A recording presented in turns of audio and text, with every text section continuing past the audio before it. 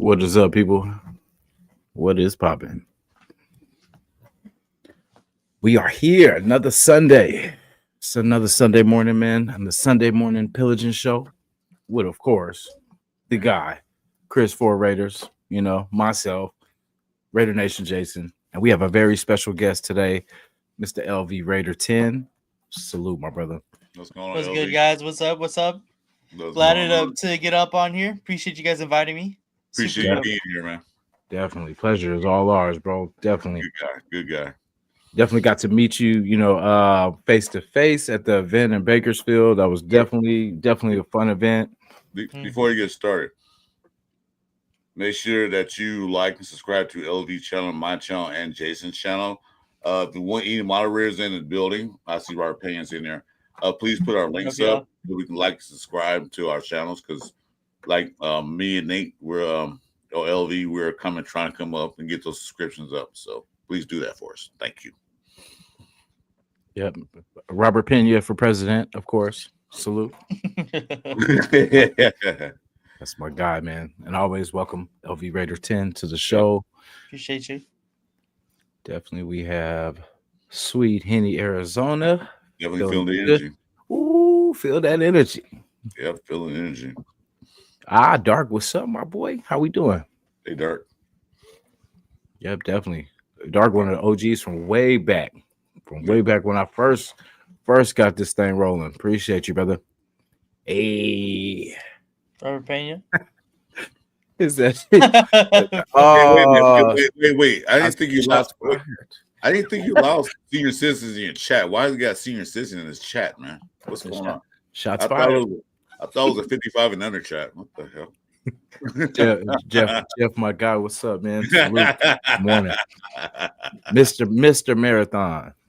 Jeff. Mr. Marathon. It's your grandfather next to you. Good old Marcus Banks. Marcus Money in the bank. Man, my man. What's up, Marcus? Oh yeah, man. We vibing, man. You can tell everything is kind of going in a positive direction, man. You can feel it. You can feel the energy. You can feel, Raider Nation is excited, happy. There's not a lot of negativity going on, which is good. But what it is now, we're not overexcited like we was when AP got hired. There's not that type of vibe anymore, because we were like, yay, we got AP. And we saw what happened. So it's more like we're going in a different direction than we did before. You can feel it. It might take a couple years, but at least it's a different direction and better, probably, hopefully. Yeah, as we talked about a little earlier, this offense, 17, 16 points a game has to stop. We have to get better. You know what, Jeff? You can kiss it, dude, and call me Gramps. I have a grandfather anyway. G Paul. Yeah, congrats to Jeff, man, on becoming another grandpa too. Just right. I'm gonna change my name to Grandpa Chris for Raiders. That's what I'm gonna do. Grandpa Chris. G Paul. Well. Yes, sir, AR. The AR, what's going on, brother? Good game. Me and AR are feeling good because we didn't have to eat Vegemite right now. Yeah, that's why. I wonder who ate Vegemite today. He said, "I wonder." Who tell me he's burning? AR is on a mission. I remember when Jeff was boasting on the one show. Has Jeff won another game since? That's the question, AR. That's the question. Oh yeah, when he had that Super Bowl trophy. Yeah. Yeah, I remember that. AR had that look in his eyes like, you will never win again. Yeah, you poked the bear, dude. You poked the bear. Ring around the rosy. I mean, you guys remember that though? Ring around the rosy, the whole Chiefs ring around the rosy. Oh my god, I was Yes, so I pissed when hate that shit that happened. shit, man. Yeah. Boy, I hope they get paid back. They can get paid back this year. Yeah. Oh, I bet they won't do that again. I was gonna say we had a couple years where that would have flew, but No, yeah, they won't be ringing around the rosy. not this year. They won't be doing that again. Nope. Yeah, I'll never forget that too. Just how cute they were trying to be that day. You know what I mean? Yeah. It was like that. Do you remember? What was that wide receiver name? He played for Dallas Cowboys with the 49ers. Damn, what's his name? Ooh. Back in the day, and then when he played Dallas again, the 49ers played Dallas again. They beat him. And he started dancing on his star. Oh, T.O. Those T.O. Yeah, T.O. Yeah, T.O. Oh.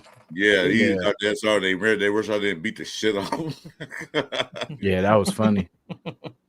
Knocked him off that star. Yeah, I like stuff like that though. You know, in the game, like if showmanship, you know, if you don't like me doing it, stop me. Stop me. You know what I'm saying? Like I love just that part of the game because it is entertainment. You know what I mean? And it's nothing like when you play a rival and then you score and then you get to plant that, it's like planting that flag on their side, Yeah. Mm-hmm. I mean, it shows disrespect, but you know what? You can't beat us, so what? We're gonna do this until you beat us. So that should give you motivation to beat them next time. He said, "I'm just glad no more world tours for Jeff."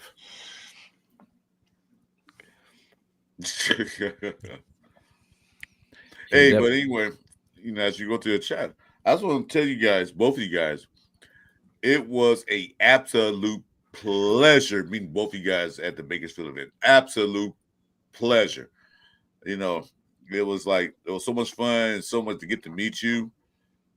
First person I saw was the Jasin in line. I looked at, is that Jasin?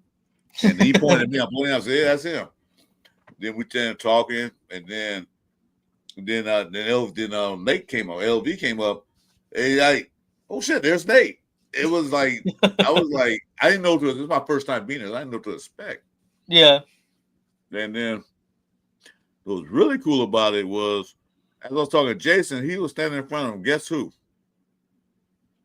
Emilio Estevez, the mighty Jack. I swear to God. Julio, and I was like, Emilio.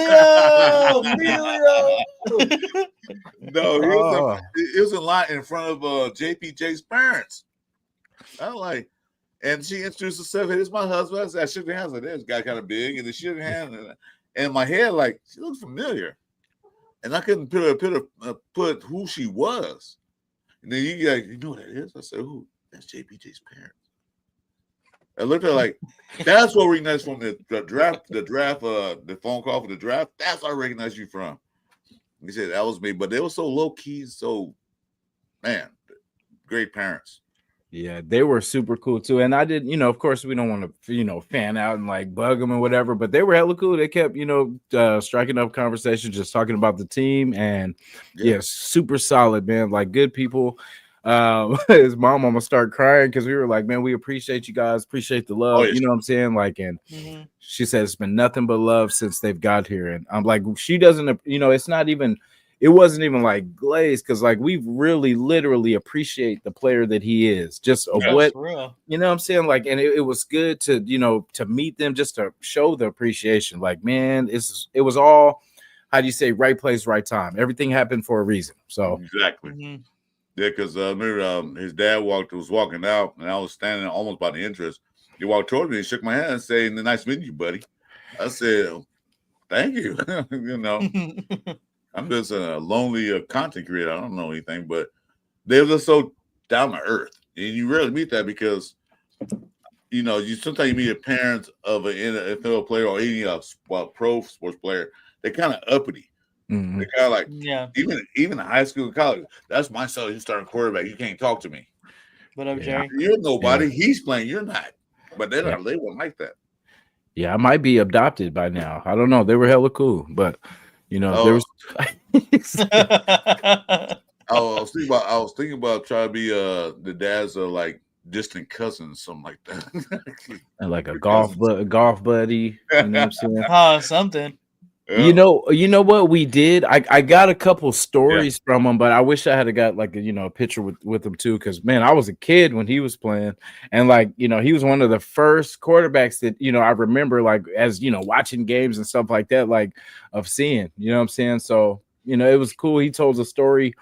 I didn't get all of it on the clip, but he was talking about where basically when Theismann broke his leg when he was playing in Washington, and how he got to get in there and he threw his first pass was I want to say 66-yard pass to Art Monk or something like that. But it was pretty cool story though. But I did not know that though. I did not know that he was the one that went in for Joe Theismann after that. I did not. That's exactly what I was gonna say. I had no clue. I didn't know that either. Yeah, I meant Jay Shredder, but I looked at him like I didn't really recognize him. I shook his hand like, is that Jay Shredder?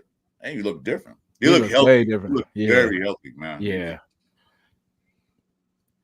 Yeah, there was a lot of cool, it was definitely cool vibes. I think the first person I think I seen was Lunatic.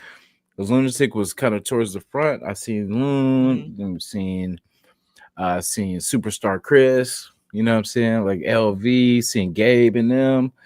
Yeah, everybody was out there, man. It was pretty popping. And it was so for being 78, because if anybody knows Bakersfield, we got blessed. We got the probably the coolest day of the summer. You know what I'm saying? Dead ass though. Yeah, well, I'm out away from Bakersfield, so if it's hot up there, it's hot down here, and it wasn't that hot. It was nice. That was cool. It's indoors, which was a good thing. I heard about the year before, they said it was burning up outside, so they got lucky. Yep. Shout to Leo and everybody that we were able to get gear from and everything like that, man. Oh, wish we had more money. Leo. I know. It was so much good gear and so much good merch and stuff like that, man. I wish I could have got to it all. Salute to you, Fuentes. You didn't salute me, but that's fine. I don't care. Here's my feelings for Fuentes. You didn't salute me. The 3-2-3. Yeah, this Leo. That's the first thing I bought. Actually, the only thing I bought. I don't think I could afford. Yeah, it was nice. One of my favorite. You know what I'm saying? We got the the Raider chains. That's dope. Yeah, these were cool. Those called. I wish I could have bought them all because all the different styles were so cool. They had like the sword LVs and it was pretty nice. You had to go in there with American Express Platinum card to go in there, man. Like there's so much stuff in there. I'm like, man, it was cool though. I know next time I go back, I know I'll take a pocket full of quarters, man, because they had a lot of stuff I wanted to get. Yeah. Oh damn! I was like, what was a quarter? I understand. That's what we used to say back in arcade days. I would say back in the arcade days, pocket full of quarters. So make sure you can keep playing. Hell yeah. Yes. So today, well, like you're saying at the event, like what was you guys' favorite part each? Like what was and was this you guys' first time for the event? Yeah. This okay. Yeah, this is my first time. My first time. Yeah. Definitely. What did you like and what would you like to see more of? More tacos. Yay. More tacos for sure. Yeah. Honestly, the best part was just meeting everybody. Like I felt like that was definitely the best part, and that's obviously like just shows how connected Raider Nation is together. Like to have that many people show up to an event that's like nowhere near starting the football season, that's awesome. And like just the environment, the entire environment, we're talking about it off screen, like everybody was so friendly, like everybody had no issues with anyone, and like alcohol was flowing and everything, and like everybody was just so cool with each other. So that was just that was awesome, meeting all the content creators, meeting all Raider Nation. It was dope. Yeah, it was a point that after we had one of the worst seasons we had in in Raider history, that everybody went there positive. Everybody was happy. Yeah, everybody was just like, it just felt. I never felt that before in a while because, like I said, that was the first time I've been to a Raider event since they left LA. So you know how long ago that was, and this is a feel of positivity in the room. Everybody was just in an upbeat tempo. you know, it was a party within a party there to me. You know, we were celebrating the Raiders, we were celebrating the former players, and everybody just vibe together. You know, Yeah. nobody, you know, you walk somebody Raiders, and they'll say right back to you, or you shake their hand and they introduce myself. It was none of that. I don't know. You get away from me. It was like glad to meet you, type thing. That's so good about it. Mm-hmm. I'm glad you brought that up too, because I was telling everybody too that like that's how it was. Like, you know, you go with the, you know, we kind of stay, you know, I don't know what type of people you guys are, but I kind of stay to myself if I, you know, if I can, unless I, you know the group or whatever. But you know, this time I was kind of doing that, and people were like, "Hey, what's up, man?" You know what I'm saying? Like showing hella love. So it was like, damn, you know, it's been a while since we've been able to rock like that. It feels like these last 3 years have been we've kind of got away from that, but this was a very good sign that we are back. You know, we just kind of had our little quirks or whatever, you know, a couple years ago, but it was good to see everyone just kind of restarted, refreshed, not the 20 plus years of losing on our shoulders, but just, you know, just vibing with the guys and just everybody, you know, just hoping that this thing is going to turn around, which we definitely have confidence that it is.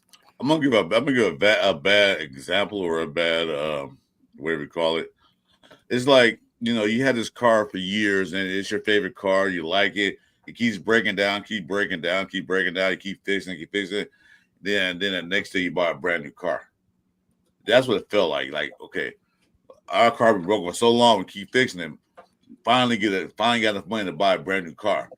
And that's how I feel. That's how it felt to me. Like, oh, it's a new car. We're driving a new car. Mm-hmm. That's what it felt like.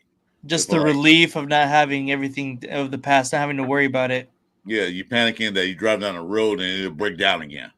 Yeah. Now it feels like car now it's reliable. Now I can depend on it. That's what it felt like. It was probably a bad example, but I'm just trying to think of how the emotions I felt when I was there. No, I get you. Boop, boop, boop. My bad, this thing is tripping. All right. So for me, like I said, I was, you know, wanting this offense to be better than it was last year, because I think we talked about like the defense is going to be okay. I think the defense, we don't have to really worry too much. No. I'm still worried about this offense just until we see it on the field this year. You know, we didn't score a lot of points and we weren't able to figure it out. We weren't able to keep the ball on our possession for most of the time. Chip Kelly comes over and he will hopefully. I'm gonna stop talking like that. Say hopefully, Chip Kelly's gonna come and give us a better offense than we had last year. Definitely. Yeah. We will be under his new scheme. Chip Kelly's offensive philosophy, known for his fast tempo, zone running schemes, and quarterback-centric decision-making, is set to transform the Las Vegas Raiders offense in 2025-26 season. With what they got with, you know, change of quarterback, Geno Smith, change of running backs with Mostert, Genty, very shifty backs. How we talked about up-tempo, no huddle play calling. Kelly's offense operates as a rapid pace, minimizing defensive substitutions and limiting their ability to disguise coverages. I like the up-tempo. What I like about Chip Kelly's offense and kind of what the quarterback is that for my days that when I watched him, well, like me and Nate, we love USC from the days when he played with Oregon. He seen, I don't know for sure, but he seemed like he put 2 plays in for the quarterback to run. He let the quarterback read. Then he let the quarterback make a decision. Then he lets the quarterback ad-lib the plays. You know, if it's not if it broke down, he don't force me. I told you to throw the ball that spot. I'm not gonna say the guy's name, McDummy. I told you to that spot, so you have to throw it in that spot. No, it's not open. I'm gonna go over here, or I see the linebacker or the safety creeping up. I'm changing the play. Chip Kelly allows the quarterback to make decisions on the fly. Mm-hmm. You know, when he gets the plays in, he probably calls a play 3, probably put a play in 3 plays before. He said, you're going to run this on this third down or not run that on third down. So he allows the quarterback to pick and choose which he thinks is the best option. And that's what I like, because if you watch the championship game, you watch Will Howard. A lot of those plays broke because Notre Dame was a hell of a defense. They had one of the best defenses in the nation. Mm-hmm. But you notice in the champ game, you notice that Will Howard will go do a drop back, and then all of a sudden it broke down. And what he do? Ad-libbed. And threw the ball out to receivers or throw a pass to his running backs. Mm-hmm. That's what Chip Kelly allows in the offense. Not like you got to throw where I told you to throw type of offense. Yeah. I completely agree with what Chris was saying. Chip Kelly's offenses flourish off of quarterbacks that are very cerebral. And Geno Smith is definitely one of those kind of guys. He's been in the league for a very long time. He's has experience being with multiple different coaches and understanding the game. That's what keeps you like in this league for a long time, is being smart. And so for him to be combined with a guy like Chip Kelly and his masterful scheme, that's just only going to make this Raiders offense that much better. So I have really high hopes. Like, I know we're all expecting our offense to be at least like 2 steps better than what we've been in the past couple of years. So I'm very excited for what this offense could possibly do. Definitely through this draft, we definitely got some more ingredients with Besh, with our guy Thornton. I hope, we got the forgotten pieces like Trey Tucker and stuff like that. I don't know if they're going to make it and stuff like that, but it would be nice to incorporate all that speed into what we do. Mm-hmm. We seen what Kansas City did when they had Watkins, the cheetah, the one that we had too, Robinson. They had those guys. So hopefully we could put together something like that where, because you can only control speed so well before you get hit over the top, you know what I'm saying? Or before somebody breaks out. So that's, like I said, I would love to keep all these speed pieces. With Trey Tucker, I think that's an interesting piece to have in the run game. Like, just that for jet sweeps, stuff like that, for screens, just keeping him, kind of where defenses have to respect him at the line of scrimmage, but then us able to stretch with the other guys over the top. So you're gonna have to pick your poison. But see, now that Chip Kelly has a running back, now that the Raiders have a running back, we got 2, Mozart and Genty. The safeties, because last year the safeties they got to pass because they can't run. They never get to the second level, so they just step back and wait. Although Brock Bowers and Jacoby got 1,000 each because that's the only offense we had. Now defense got to sit there and think about it. They got Genty in the backfield. We can't even see him over these lines of scrimmage because he's going to be down. Yeah. We don't know what they're going to do. Now, then you got Jacoby's going to be there, clutch receiver. We better keep him. You got Brock Bowers. Now you can put Job Besh in there with another clutch receiver. Then you can put Thornton there, a speed receiver. Then you can put Tucker in there, another speed receiver. So the safeties and the DBs got to think about what they're going to do. Linebackers too as well, because they got to watch Brock Bowers. So Kelly got so many options now what he can do. And the plays he calls is ridiculous. Because you think it's first down and 10 at the 20-yard line. What are we going to do? What we used to do? Run the ball. What we do? Second down, run the ball. We do a third down, got to throw the ball and get a penalty. Now it's like on first down, Kelly's going to throw a ball deep down the field. We don't know that. Or he might do a double reverse with Trey Tucker. So now defense got to be like, got to start thinking now. Because I'm sure a lot of defensive coordinators out there, when they see the Raiders coming in town, they're like, oh, damn, how do we scheme for this team? We don't know what they're going to do. And that's what I like. Kelly going to keep them guessing. Keep thinking. Use your brain now. They'll say, oh, they're going to run, they're going to run, they're going to pass. No, we don't know what they're going to do. Yeah. Definitely. Great point. Yeah, because I was tired of these 3rd and 1s fail. 4th and 1. You know what I mean? Like, I want something where it's not obvious, where when we look at these plays, we're like, that's not going to work. That's not going to, you know what I mean? Like, we're seeing that they got everybody there on the defensive line to stop the run, and we're going to try to run the ball with Zamir White at that. So that's what I said. We need it to be unpredictable. You know, like that's why I love that we're getting all this speed because you're gonna have to respect everything. Even a person that's not really a big name, he's got 4.3 speed, and if you let him get loose, he can catch the ball. So Yeah, he can. 6'4", 4.3 speed. Yeah, you got to watch him. yeah, But then you got Tucker out there who can sneak out the backfield. You know, he got speed. You know, and he got actually Tucker was trying to make a lot of catches, but the damn quarterbacks had last year couldn't get the ball to him. He's trying to throw the ball to him. What Tucker got to do is slow down and wait for the ball. And that's when DBs and safeties and all that stuff. Oh yeah, just going to him. We hit him before he get the ball, whatever. But if you got Geno Smith who has a deep pass, a deep arm that can throw the ball to the receiver while he's running, there it is. yeah, but I'm excited, man. We got, the two-headed monster. Like I said, I want to see what we do with that third running back spot.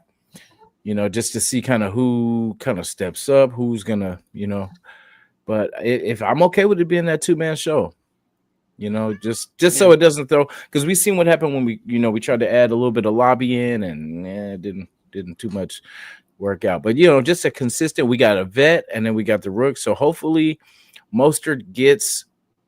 I want to say he's in there for a good amount of plays where he gets at least 20 snaps at least. Even if it's out of the backfield too, but. Just so I don't want to wear Genty out. I know he's still young and stuff like that, but he's got a lot of miles that he had at Boise too. So we just want to keep him fresh. And Mostert can do it too. He's he's up there in age, but one hole he can get it. Mostert gonna be that guy to come in and get Genty, like take a breath, sit down, relax, drink some water or whatever you guys drink on sidelines. Just take it easy. We got Appreciate this. it. That's how Mostert. See, that's what Mostert's gonna be.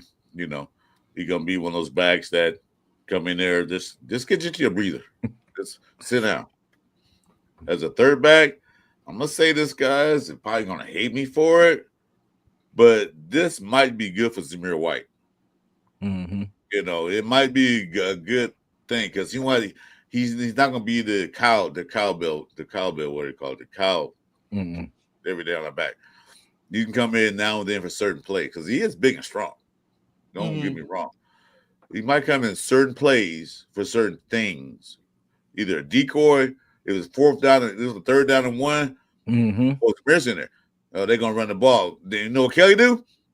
Play action and throw the ball downfield wide open to Betts, Jacoby, or Thornton, or Tugger, or Bauer. Exactly. So he's gonna be used. He's gonna be used, but he's not gonna be the every down back. Thank God. Yeah, I think a lot of people forget, like, Raheem Mostert he led the league in rushing touchdowns just 2 years ago. And then last year he was like pretty injured, and then Devon A-Chain was like the premier back, so he took a really backseat role. I think like he can still be extremely effective. Everybody knows his speed, and I think that they can complement each other, Ashton Genty and Raheem Mostert, extremely well. So I'm excited to see what he can provide for our Raiders, as a secondary back role, because he did well in Miami. Yes, we did. Yeah, that was one of the things they did do right in Miami was that running game. They put 70. Was that the one where they put? Yeah, was that 70? Against the Broncos, yeah, 70. Yeah, 70. Yeah. Sheesh. It is around over them. Yeah, that was a great, and it was like they were just hitting that hole and gone. And Broncos had a good defense too. They still put up 70 points. So yeah. Yeah, and then we put up 63, you know what I'm saying, a little bit later that year. And then, but just bragging a little bit, but like they talked about, with the limiting the ability to disguise coverages. So basically, hurrying up to the line, running the play without the defense being able to swap out for different, running schemes and run defense and stuff like that, or, getting the pass coverage. So he's going to be putting pressure on the defense, which I don't think we've done in a long time. No. It says this approach pressures defenses into making quick decisions and reduces their ability to adjust mid-play. So we're going to run the ball down their throat. They're not going to be able to adjust We have speed, so you're gonna have to make quick decisions with our offense. And see, going back to that, that's what Chip Kelly did at Oregon. Nate remembers that. I mean, as soon as the referee put the ball down, they already hiking the ball's already gone. The defense got a chance to even breathe because a couple of times I watched when they played who was it? Stanford, I think it was, where Stanford was offsides 5 times in the game because they wasn't ready for the next play. They already hiked the ball. It was so quick. Mm-hmm. You know, you didn't get a chance defense to think what's going on next. You know, like they already had the next play. Like I said, Chip Kelly gonna put 2 or 3 plays in for them to do in such situations. Yeah. So defense got a chance to think of they don't have time to substitute. Yep. They don't because I mean the game was so fun. It was I think they beat them like 60 something to 3 or whatever. It was so fun. I was watching like, dude, the defensive tackle was not even 2 yards from line of scrimmage. They were hacking the ball. Yeah. Like boom, boom, boom, boom, boom. And then they ran it up. He just said, with the Eagles when he first got an Eagles head coach. Did the same thing. He just kept running plays, where defense had time to think, you know, or get a water break. So I hope he do that with us. Yeah. What used to upset me is, you know how our first drive is usually scripted, right? When we would come into the game and go 3 and out after we practiced this all week, you know, and then we would just go in there first drive 3 and out. Do not understand that. Why it was working all week and then all of a sudden, you know, we couldn't make the adjustments to, you know, get our offense going. And then by the time we finally got our offense going, we're down 14-0. You know what I mean? Trying to come back. Yeah. Well, the thing is that we had scripted plays with Getch in them, but they were the same plays over and over. So it's not a script, it's basically a book. Run on first, run on second, throw on third. Run on first, run on second. Oh, got a penalty, hold him. Then the second down and 20. You know, it's just like the same thing over and over again. It's pretty bad. That's his last night. It's pretty bad when your punter has more playing time on the field than your offense does. That's not a good thing to see. Yeah. And I feel like the last 2 years, our kicker, I don't know if it's just because our offense hasn't been doing too well, but the rhythm of our kicking game has been bad because, you know, Carlson's a pretty good kicker and he's had some struggles, I'm going to say in these last 2 years at least. And just, you know, I think we just need to be more consistent. And I think it was putting the confidence in him too, you know, because there'd be some times where I think we were talking about this too last time that he wouldn't put him in the kick. Sometimes they would go for it when we need the points. Take the points. Yeah. 3, say we're down by 9, we scored at 3 and then a touchdown wins it next time. You know what I mean? Like we it feels like we played the game like we weren't going to get the ball ever again. You know, but I think this regime will definitely put faith in the kicker. We're going to squeeze every bit of points out of these games and, you know, there'll be close games. Yeah.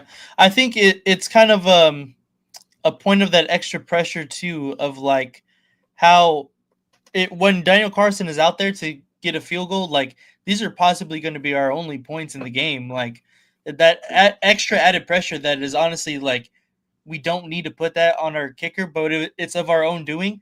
Like that should just not be needed. Like I attested, like, okay, so like I'm a Angel fan, obviously, and Otani last year had a quote, Otani last year had a quote saying, like, every time he was up to bat with the runner in scoring position, he felt like he had to get a base hit to bring him in because he was the only one producing on the Angels.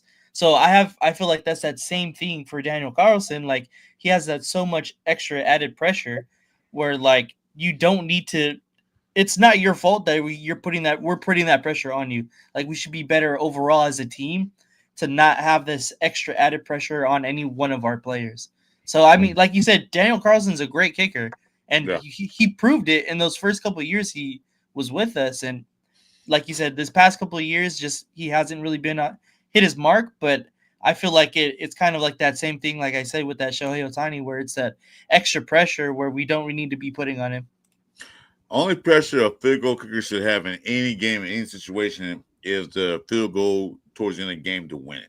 Yes, that's exactly. the only pressure he should feel. I mean, it's there, feel it, but usually you shouldn't have that pressure in the first quarter. We gotta get these points. You shouldn't have that. Exactly. So that's exactly. I see your point, but they put pressure on them all the time because we couldn't score. Mm-hmm. We couldn't get an end zone. We in the red zone. We couldn't get a point. So, yeah. Well, I like this comment from Law Dog. Appreciate that. Chip and Pete are going to utilize every weapon we got. Exactly. And why I love that comment is because I feel like we've had weapons here and they just weren't being used in the right way. No. Like I said, they're gonna bring the water person off the bench. Hey, go in there and get a touchdown for us. Are you doing your business right now? Get out there and do something. But anyway, because like I said, Chip Kelly, that's why you hear too much about him right now. You don't hear anything. Actually, you don't hear anything about the Raiders at all, as far as the coaching staff. Mm-hmm. Chip Kelly's in his laboratory, man, creating all kind of plays because he got weapons now. He got people that can play. Especially after the draft, really got some more weapons. So he's in there like, yes, sir, I got this. Yeah. Picked up 2, new pieces for running backs with Mostert and Genty. Mm-hmm. So it's a zone-based running game. The foundation of Kelly's ground attack is the outside zone run, where offensive linemen block areas rather than specific defenders. I think that's why we got rid of Andre James, because he was blocking the floor. Yeah, exactly. No, he wasn't. Exactly. No, what up, Anthony? He was trying to block that fly. I can't fly in the backfield. Well, I gotta get this guy. I gotta block this guy. Yeah, exactly. I don't miss him at all. So you know what? JPJ should have started at the beginning of the season, but with the let's go there and all that BS, we paid him so much money he has to play, and that's why I don't believe him. Mm-hmm. And they can attest to this.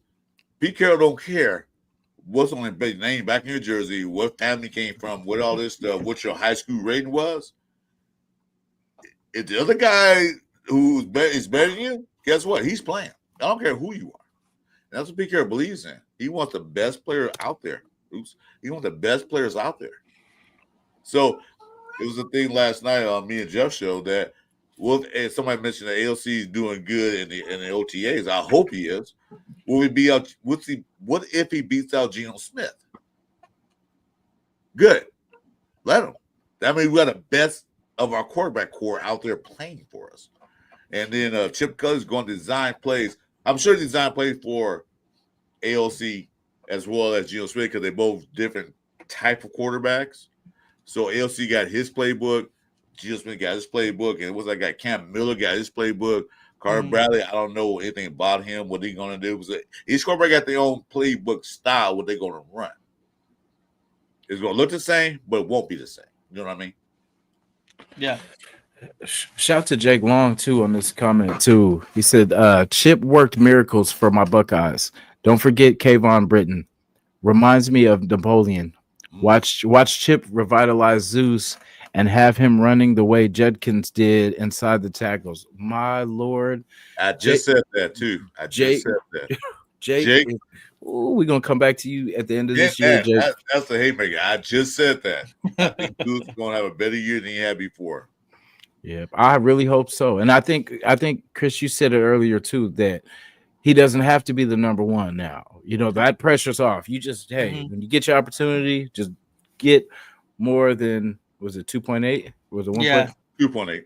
2.8. Feels like 1.8, but not for real. it was like negative 2.8 a lot of times. Like, right, exactly. Yeah. Get you fall forward to get 2 yards, dude. Just fall forward to get 2 yards. and to be fair, we knew that because we were going from Josh Jacobs to him, and we knew Josh Jacobs that Zamir is not the type of back that Josh was. No. So we were hoping for the best, but now we're just gonna let Zamir be Zamir, Yeah. Let him do his thing, and we'll see what it does. Chip Kelly right now designing plays for each individual talent What do you do best? Well, you're a great shifty running back. So I'm gonna design this zone blocking hole for you. What do you best you? I'm a power running back. Okay, we designed this line, this offensive line just for you. You know, what's your talent? I'm a speed guy. Okay, we're gonna design a speed route. You know, he's designing plays for each individual talent. That's what we did at Oregon, which I hated. Right, right, Nate? Yeah. Okay. Yeah. Like it's not like, and he'll bring up guys that you never heard of. All of a sudden, they have a big game. Like what? 8 catches for 200 yards. Like who's this guy? Because he designed a play scheme for that one player because of skill set and who he's playing against. So that's why I'm confident in Chip Kelly. Like I said, maybe this year we won't get that 35 points a game. Maybe not. But if we can get past 16.5 points a game, I'm happy and win. Yeah, definitely. Yeah, running the ball, like this kind of goes into Piano Man's comment. He says, "Do all the Raiders see each other eye to eye? What is y'all's philosophy? What's the identity of the Raiders? I want to know before the season starts, respectfully." Thank you, Piano Man, for that respect. Appreciate that. Thank you, P- Piano Man. The P man. Go ahead, Nate. Honestly, I'm not completely sure yet. This is an entirely new regime. We can only speculate like what what we know Pete wants to do for the team in the total. Like because we look back in the Seattle days, and he wants to run the ball, be stout defense, and be just a really tough outing for teams in week in and week out. So we can only expect them to try and emulate that kind of identity as far as a whole team, and then obviously offense and defense are going to have different philosophies that way as well. But I think as a team, we're going to try to do that same thing that Seattle did for years up there. Be really stout on defense, be really tough outings for teams week in and week out. I don't think we're up there personnel wise as Seattle did during their time, but once we get there, I think that we'll definitely have uh, some good seasons ahead of us. So. Well, I see it like this. Pete Carroll likes leaders. He likes leaders of the team. Not bashing Derek Carr. He was a leader, but I don't think he was that leader. He he has a leader on defense. I guess what's that guy name? Max Crosby. Yeah, he has a leader on defense. He knows he has one. Now he has two. One is kind of hurt, but anyway, he has leaders on defense. He needs that leader on offense. Yeah, because I remember the day it happened. Geno Smith wanted to be traded. The next day, the Raiders got him. Damn near. Like, soon as I'm be traded, we'll take him right away. Yeah. Because Pete know he resurrected Geno Smith's career because he was on the bench for 7 years, 6-7 years. So he wanted the leader on D. He wanted the leader on offense. He got his running back. He got the receiver. He already had the receiver. He got Brock Bowers. He got Joey Myers. Okay, good. But we still need a leader. So that then the season is going to be run, like you said, play stout defense. But also, we're going to also throw the ball, too, as well. Yes. For sure. Yeah, definitely. Philosophies, just something that we haven't, done recently. Well, we had the, brief year with Josh, but after that, we were suspect in the run game. But running the ball, something that we have to do.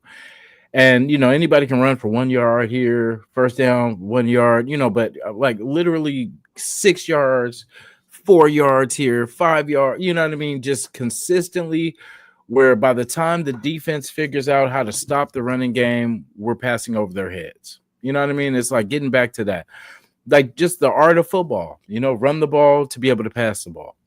And we haven't been able to do that. And we've had to put faith in quarterbacks, like that haven't been that good. And like I've defended AOC, for the last couple years or whatever. And, people used to always say, are we settling for just, are we settling for less? Just being okay with mediocre. And I used to look at that comment like, nah, it's just the guy, but in honesty, We were, and it wasn't our fault.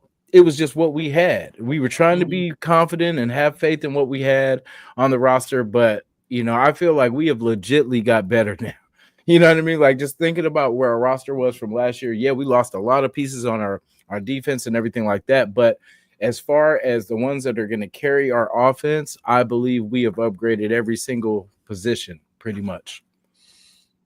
Agreed. Uh Yeah, like from what? yeah. Oh, go ahead. I'm sorry. Oh no, go right ahead. Let's see. I was an AOC believer too. I like because you were just put in bad situations, dude. I mean, Derek Carr had a bad situation too, where he had multiple OCs, multiple head coaches, multiple scheme changes. AOC had the same thing, I think worse, because he had that with his it was the third year now, fourth year, third year. Mhm. Yeah, he had so many coaches in 3 years than anybody else could have. And then he put in a position where we're losing, we're down 35-3, get in there and win the game. Like, what the hell are you doing? It's been a bad situation, but I tell you one thing. Watch this. I'm gonna give you a scenario. I said it last night. I think he was there too. They're about to talk, let's trade OC, get somebody else. All right, fine. Who's gonna be our backup? Mm-hmm. And then Geno Smith get hurt. Knock on wood, hope we don't. Then a rookie comes in there and shits the bed. Then watch everybody say, we should have kept AOC. Yeah, okay. Now you talking about keeping him. Because he's the best backup quarterback we got. And like I said, Chip Kelly's going to design plays for AOC specifically. It's a skill set. Because the man's not a bad quarterback. He was in a bad situation. He says, "Hey guys, my cousin is a Raider, and that Cholo is always playing and trying to prank me, and he always tells me because he can't keep a secret. Haha. And yeah, that's why I to tell y'all. But Wow. Piano man, come on now, dude. You were doing good. Oh, I was hold like, up, what dude. the You were doing heck? good, Piano man. I should have knew. Cereal. Get out of here. You were doing good, man. Piano man, come on. You were doing good. Sorry about that. Excuse me. Sorry. Sometimes makes comments. Yeah. Sometimes makes good comments. Sometimes he just goes off the chain. Yeah, like I know it's only OTAs and it's t-shirts and shorts and but it just doesn't it like just watching the camps, like seeing Gino throw, doesn't it seem like the passes are accurate, they're actually consistent, there's a little rhythm to it. Yeah, for sure. He just looks. I don't know how to explain it. Like the feeling is so much different. Like when you have somebody behind center that you completely trust, and that is, well, one at the very least, like a top 15 quarterback in the league, someone that'll definitely help you win games, rather than just having the hope that that someone is potentially could be there. Like knowing someone is there behind center and is capable, it's not something we have had it feels like a long time. Wow, it's been a while. Long time. Yeah, I Yeah, but definitely agree there. yeah, see the OTAs. I mean, this OTAs, just t-shirt, like you said, t-shirts and shorts, but you still got to throw the ball regardless you have pads on or not. And to see the ball leave his hand with the zip and the tight spirals, man, and hitting the target. It was that one catch he threw to, was it Thornton or was it I don't know who it was. Got touchdown. This is in OTAs. The ball was right like in front of him in his hands while he's still running. He didn't have to stop and wait for it. He just running through. Mm-hmm. We didn't have that in a while. Yeah. The guy gets open, throwing. Geno Smith throws people open. He threw DK Metcalf and open. He threw them open. Mm-hmm. See, our quarterback passed to do it. AOC did it a few times, but he's like still young. He's got to work on that technique. He will throw somebody open. Then she will throw right in coverage and hope and prayer that his guy comes down with the ball. See, but I'm confident that Geno Smith will. He ain't gonna be the savior. He's guess you guys. He's not the next Rich Gannon, but he's better than we had before in the past few years. Yeah, I think we actually have a quarterback because this is the first quarterback we've had since Derek Carr. Yeah. Yeah, I can say that. Maybe you can say that. Yeah, and because everyone else we were looking for the replacement. Knowing that this guy's not the guy, hoping that he's the guy, but knowing that he's not the guy. But this guy is actually a quarterback, and a pretty good one too. He's won more games probably than we've won. Shit, right? In 3 seasons that we've probably run in 6 seasons. So Real. I think in Seattle he had one single digit win, but all the rest were like 10-7, 10-6. Didn't they? Like, he won some games. yeah, and how they played the Niners too was very impressive. Like of how that team was rolling, and they would come to Seattle, or Seattle would come to them, and would give them plenty of problems. Chewy's NFL games and news salute. Like that logo too, Chewy's. Yeah, that's tight, Chewy. Yep. So we're talking about the running game. So I was looking at his history. Chip Kelly's history, right? Okay, so that's the wrong one. I won't put that on the screen. That's R. Kelly. That's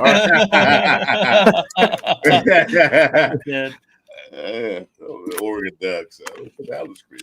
Yeah, so he had a great career in Oregon. They never win the championship because they got their Oregon problem was their defense. They didn't have a great defense, but they can score I think the average was 32 points a game. Something crazy like that.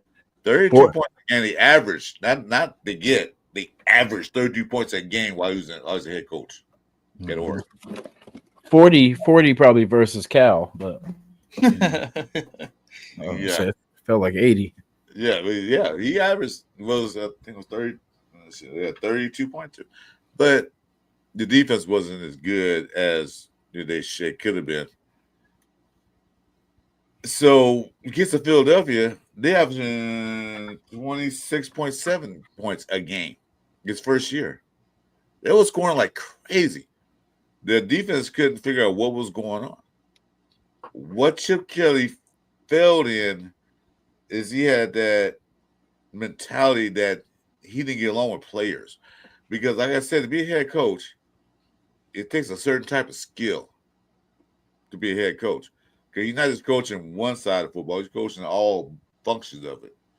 He didn't have that Pete Carroll type get along with every player there is. Because he has some issues with, what's his name, McCoy and all that stuff. They got problems with him because of his personality. He's almost like Josh McDummy, my way, but not as severe as Josh McDummy. You know what I mean? I want you to do it this way, but he'll let you be free about it. The way I look at it. So he gets to Philadelphia 2 years, they just ran through it. They win the Super Bowl, then getting real close. And he had a quarterback named Wentz? Oh yeah, Carson Wentz. Turn him to a superstar. A superstar. This guy. So what do you think he'll do with AOC and Geno Smith?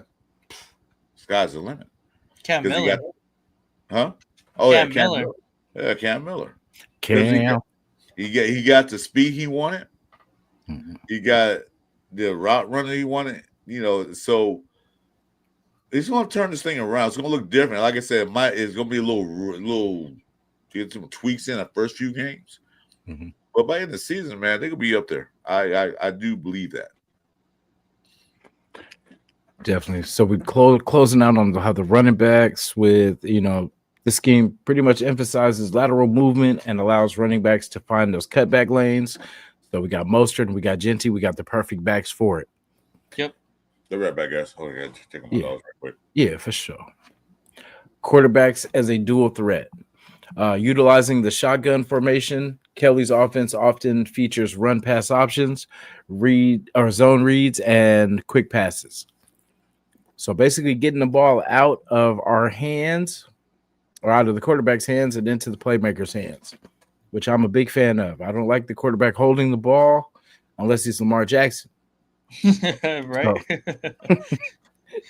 But yeah. Like, oh, no, yeah. That was just kind of my biggest issue coming into this offseason was just the like not knowing what the weapons were going to look like headed into this next year, and I feel like we hit every single thing that I was afraid of, and like the running back position, getting more help on the wide receiver core, getting more speed, because if you watched Ohio State last year, Ohio State had weapons up and down the field everywhere at every single position. And coming to the Raiders, we obviously did not have that type of personnel to be able to run this Chip Kelly offense. They filled basically every single hole that I was worried about. And so now, with all the personnel we have now, building on having Brock Bowers and hopefully a better offensive line this year with the scheme, like I feel like this offense is going to take leaps and bounds from what we were last year. Yeah, you know what? And very good points on those too. And you hit that too with the line. That's the kind of, for me, until we see it, that's the only part I worry about. But on the flip side, you know how we don't like taking those like first round tackles, first round guards and stuff like that. So worst case, say we get the tools right? We got all our weapons. Now next year, if we, for the draft, we can focus in and getting our tackle, getting those first round tackles and getting those so yeah, we'll see. Hopefully it's good now, but if it's not, I think we have enough tools right now. Maybe another running back. I would take another running back next year too, just to give us some, some more juice. Because who knows how long Mostert's going to be there. But yeah, I definitely want to see this line and see what that looks like, because I feel like we have the weapons, wide receivers. I feel better about them than I did entering the draft for sure. I love what we've put together so far, because I remember the draft. I wanted Judkins, Henderson as a running back. Hey, we got Mostert, Genty, winning. Pretty good. That's pretty damn good. About the line, I'm looking at the offensive line. A lot of games we look pretty decent against good teams, except for the center position and the right guard. And Jeff Sinchan, I'm not going to say Paul Ham's name. I think the offensive line probably be a lot better because they got Rodgers and Grant. I keep forgetting which one's going to do. One's going to sit behind Miller, and one's going to play a guard, 1 point left or right. We got Meredith. Did great after get rid of that Whitehair, son of a bitch. Did great on the left side. So I don't know. He's on his third year, so he's still developing. Glaze, phenomenal job. The scheme they're going to run, I'm kind of worried about that because they're going to run zone more than power. Glaze footwork is not as good as like I want to see it, but he's still a good block. He's a good hold. He holds his blocks. He holds on the end. He holds the blocks. So I'm not too much worried about that. They'll develop that. So with the run scheme, the line, I think we're okay. Probably get better. Maybe get a tackle next year, another tackle, and come with another guard. So I think be all right. Because like I said, Chip Kelly's going to scheme to the players' abilities. What are you good at? I'm good at zone blocking, coach. Okay, run zone, get out there. I'm good at power blocking. Well, we're doing zone, sit down. So he's going to scheme to the best abilities to our players. That's what he does. He's a good schemer, So I'm not worried about that. That's like homeboy, like Wishcom said, Zeus might have a good year this year. He don't get 1,000 yards rushing, but I tell you what, if it's 3rd down and 4, he might get that 4 yards. Might. That's all we need. If we need 5, no, we need 3. Get 5. We need 5. Get 3. No. No, whatever we can, what I'm saying, like that's the thing. That's going to be the key to this offense is this running game. Let me catch you up. No, for sure. Law Dog, put that comment up there. Law Dog. The Law Dog.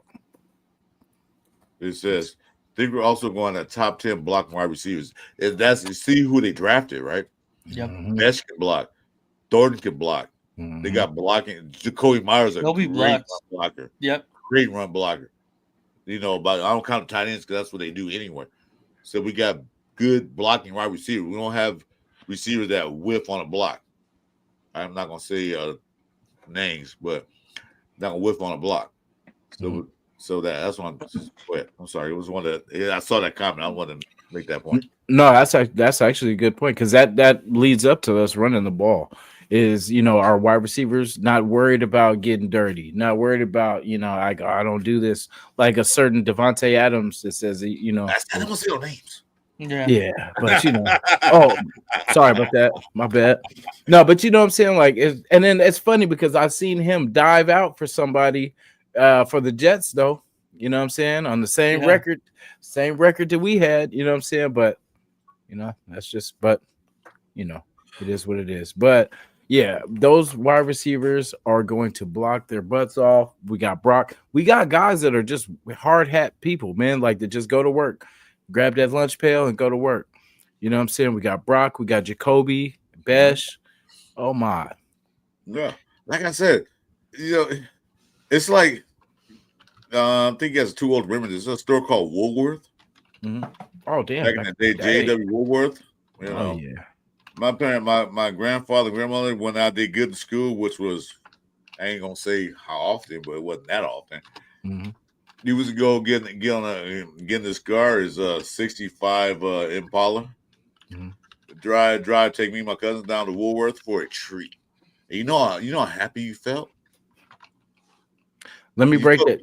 You felt good about that, and that's what's gonna happen here. You're gonna like, wow, I'm being treated. Yes, we're gonna have a treat. We're gonna have a great treat in this season. I'm seeing a future. Let me break this down just so people know. Woolsworth, if anybody that is a little bit younger would know Long's Drugstore. If anybody doesn't know Long's Drugstore, nowadays it'd be Walgreens. Yeah, Walgreens. Yeah. Yeah. Okay. When you said Woolsworth, that brought me back when I was a kid. Yeah, we had one at the Eastmont Mall. Definitely. Yeah, you go in there, shop, and eat lunch. This would be great. But like I said, it feels like going there because FW Woolworth was like today's Walmart. It had everything, or Target had everything. Mm-hmm. You can go in there, shop, get your food, go eat lunch at the counter. The best milkshakes in the world ever, still to this day, I think. Mm-hmm. And and then you go to the toy outlet, which is like 2 miles long. You got every toy imaginable. And you walk in there, you get that like feeling, like, oh my God, you're so happy. And I think that's the thing that if you look at the OTAs, that's what you see on the field. Everybody looks happy. Everybody looks having fun. And wait a minute. Oh yeah. And Chip Kelly's out there and just coaching guys up, which I like. Not yelling at them, not cursing at them, not calling them. You run a damn play like I said, you fucker. No, he's out there coaching them up. Yeah. See, we don't hear no my helmet doesn't fit. I froze my feet. We don't hear the drama and I'm upset with this contract and we got workers. We got people that just want to go to work, man, and do what they do. And they're tired of losing. They want to change the culture.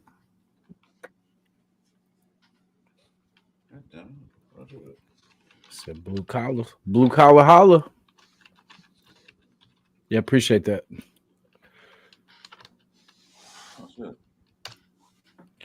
Yeah, Jake, I'm hoping that this is Buckeyes West. Not me. I want Oregon. Well, he didn't really run an Oregon offense last year against Ohio State. I mean, with Ohio State. I feel like he kind of went away with that kind of style of offense. Once he went back to the college ranks, like when he was at UCLA did not run that kind of offense basically at all. They were still a little bit of up-tempo, but I feel like he was more trying to get the pieces around, like making sure he had a fully developed kind of offense. And I feel like that's why his jump back to the NFL is just going to be that much better, like the second time around. And that's my point exactly. He runs the offense that fits the personality what he had on the team. That was my point exactly. I mean, he couldn't run an Oregon offense in the UCLA because he had the players to run that. Yep. Ohio State, same thing. He had a place to do that. What he had was players that run. He took the best ability of them, and this is what you do.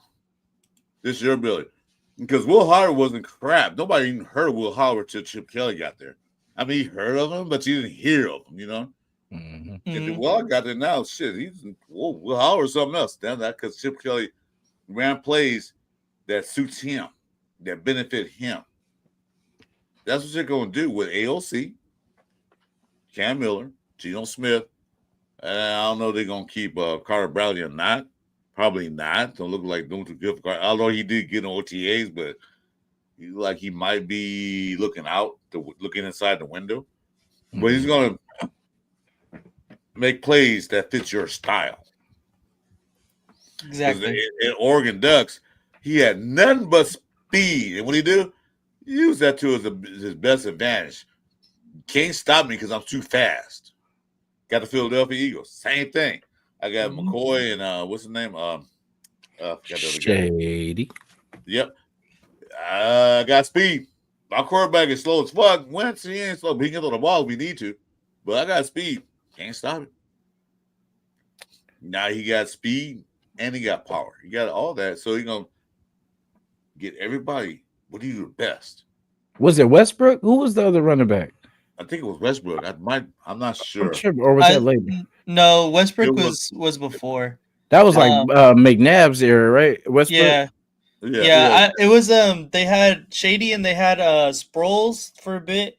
Oh, they had I said Westbrook. That was hella. That was Donovan McNabb's. Yeah, McCoy and all that stuff. So he had speed on the inside, outside, and that's what Kelly's offense is. And when he came to Philadelphia, they had no huddle offense. Usually, did a 2-minute drill. They didn't use it all the time in the game. So they said, "Oh hell with that! I'm doing it every play we have." Well, he just kept running, so much that defense got tired, just running to him. Mm-hmm. Compared to last year when Guess was running, all right, call a play. Do call a play. These are garbage. But you drew them. I don't know a play to call. Run that. It was the same play we ran last time. We didn't get nowhere. We'll just run it the other way. Just go the other way. Yeah. And so we have decision making, and due to proper belief, Pete Carroll don't call defense and offense. He don't call it. He approves it. He trusts his coordinators to make the right calls. Of course, you'll hear it. AP, I'm calling the deep dive 7. All right. Well, okay, you want to try deep dive 9 instead? I think the 7 work. Okay, we'll go. Let's do it. That's Pete Carroll is. He don't run the offense. He don't run defense. He's a defensive-minded coach.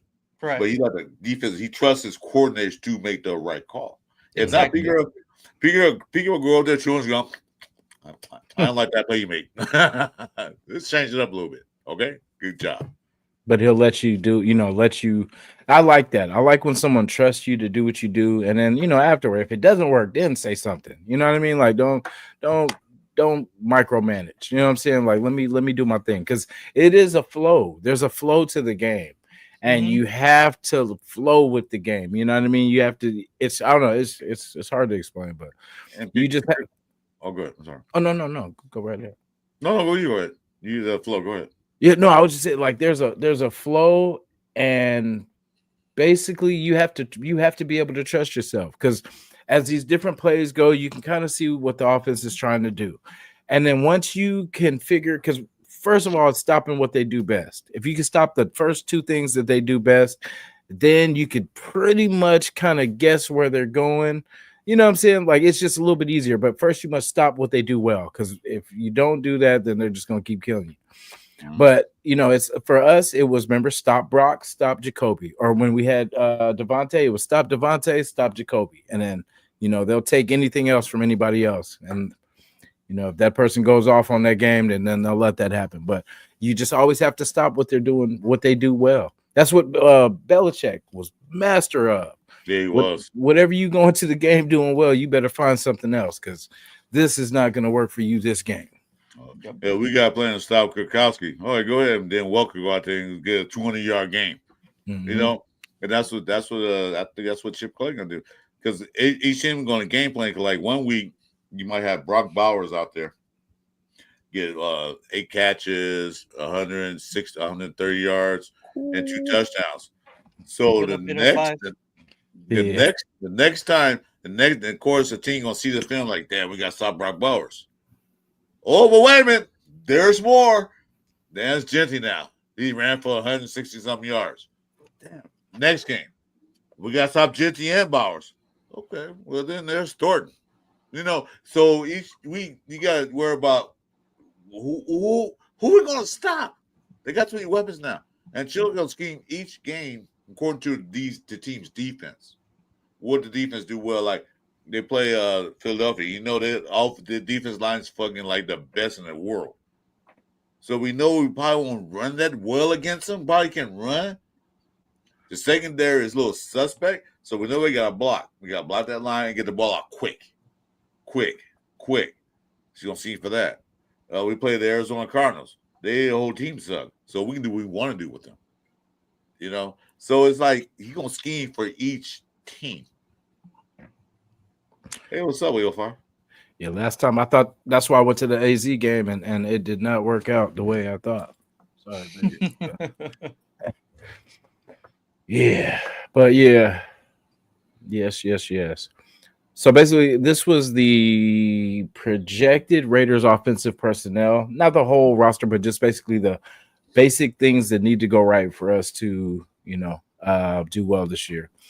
And it talks about quarterback Geno Smith brings experience and mobility to the position, fitting well into Kelly's system that values quick decision making and adaptability. Do you think he's really, like with the RPO game? I haven't seen a lot of the RPOs with him, but are you guys confident in his ability to operate the RPO? Go ahead. Okay. Yes, exactly. Like I said earlier, he's an extremely smart football player in general. So I do have the confidence that he can definitely run the RPO, because then it gets the ball to what we're looking for into our playmakers' hands, which we're exactly what we're wanting, and I think Gino understands that, and I know that we can get this shit done. So yeah, he can. Geno Smith is not that guy from Baltimore. He's not one of those guys. He's not the guy from Buffalo. He's not one of those guys. yeah. But he can't move. He can't run. I don't think the RPO is going to be the main attraction for the Raiders offense. It's there as a just in case, or just there like we can run it if we need to. Mm-hmm. But I think that running RPO is kind of Geno Smith, despite he didn't play for 6 years, he's still 30-something years old. Me being the youngest guy in his chat right now. Bones don't heal, muscles don't heal as fast when you're younger. So I don't think they're gonna put him in a situation where he's out there getting hit a lot. Mm. So RPO is there. That's another thing that Chip Kelly would have in his offense, like keep the defense guessing. That's what I'm looking at Chip Kelly doing, like, because every time Raiders play somebody, they know what we're gonna do. They know what we're gonna do. And in fact, we're getting so bad that they didn't have to put 8 men in the box. They can put 2 guys in the box to stop the run game, damn it. But now they gotta. Do we go 8 men in the box, 9 men in the box? Because they got that kid out there, Gentry, that can break one at any given time. Or do we sit back and damn, they got this guy can run 4.3, and the other guy, that Tucker, can run pretty fast too. They might break it open.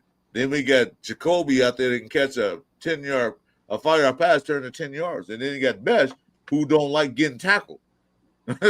He likes breaking tackles. So you got to keep the defense on their toes. That's what typically going to bring. Keep that defensive coordinator bring a 1-gallon bottle of a Tums to the table because he gonna have an ulcer. Yeah. That's why I kind of wanted to talk about that too, because is Gino gonna be prepared to run as we're going to need him to, because are the defenses really going to take him serious and keeping it?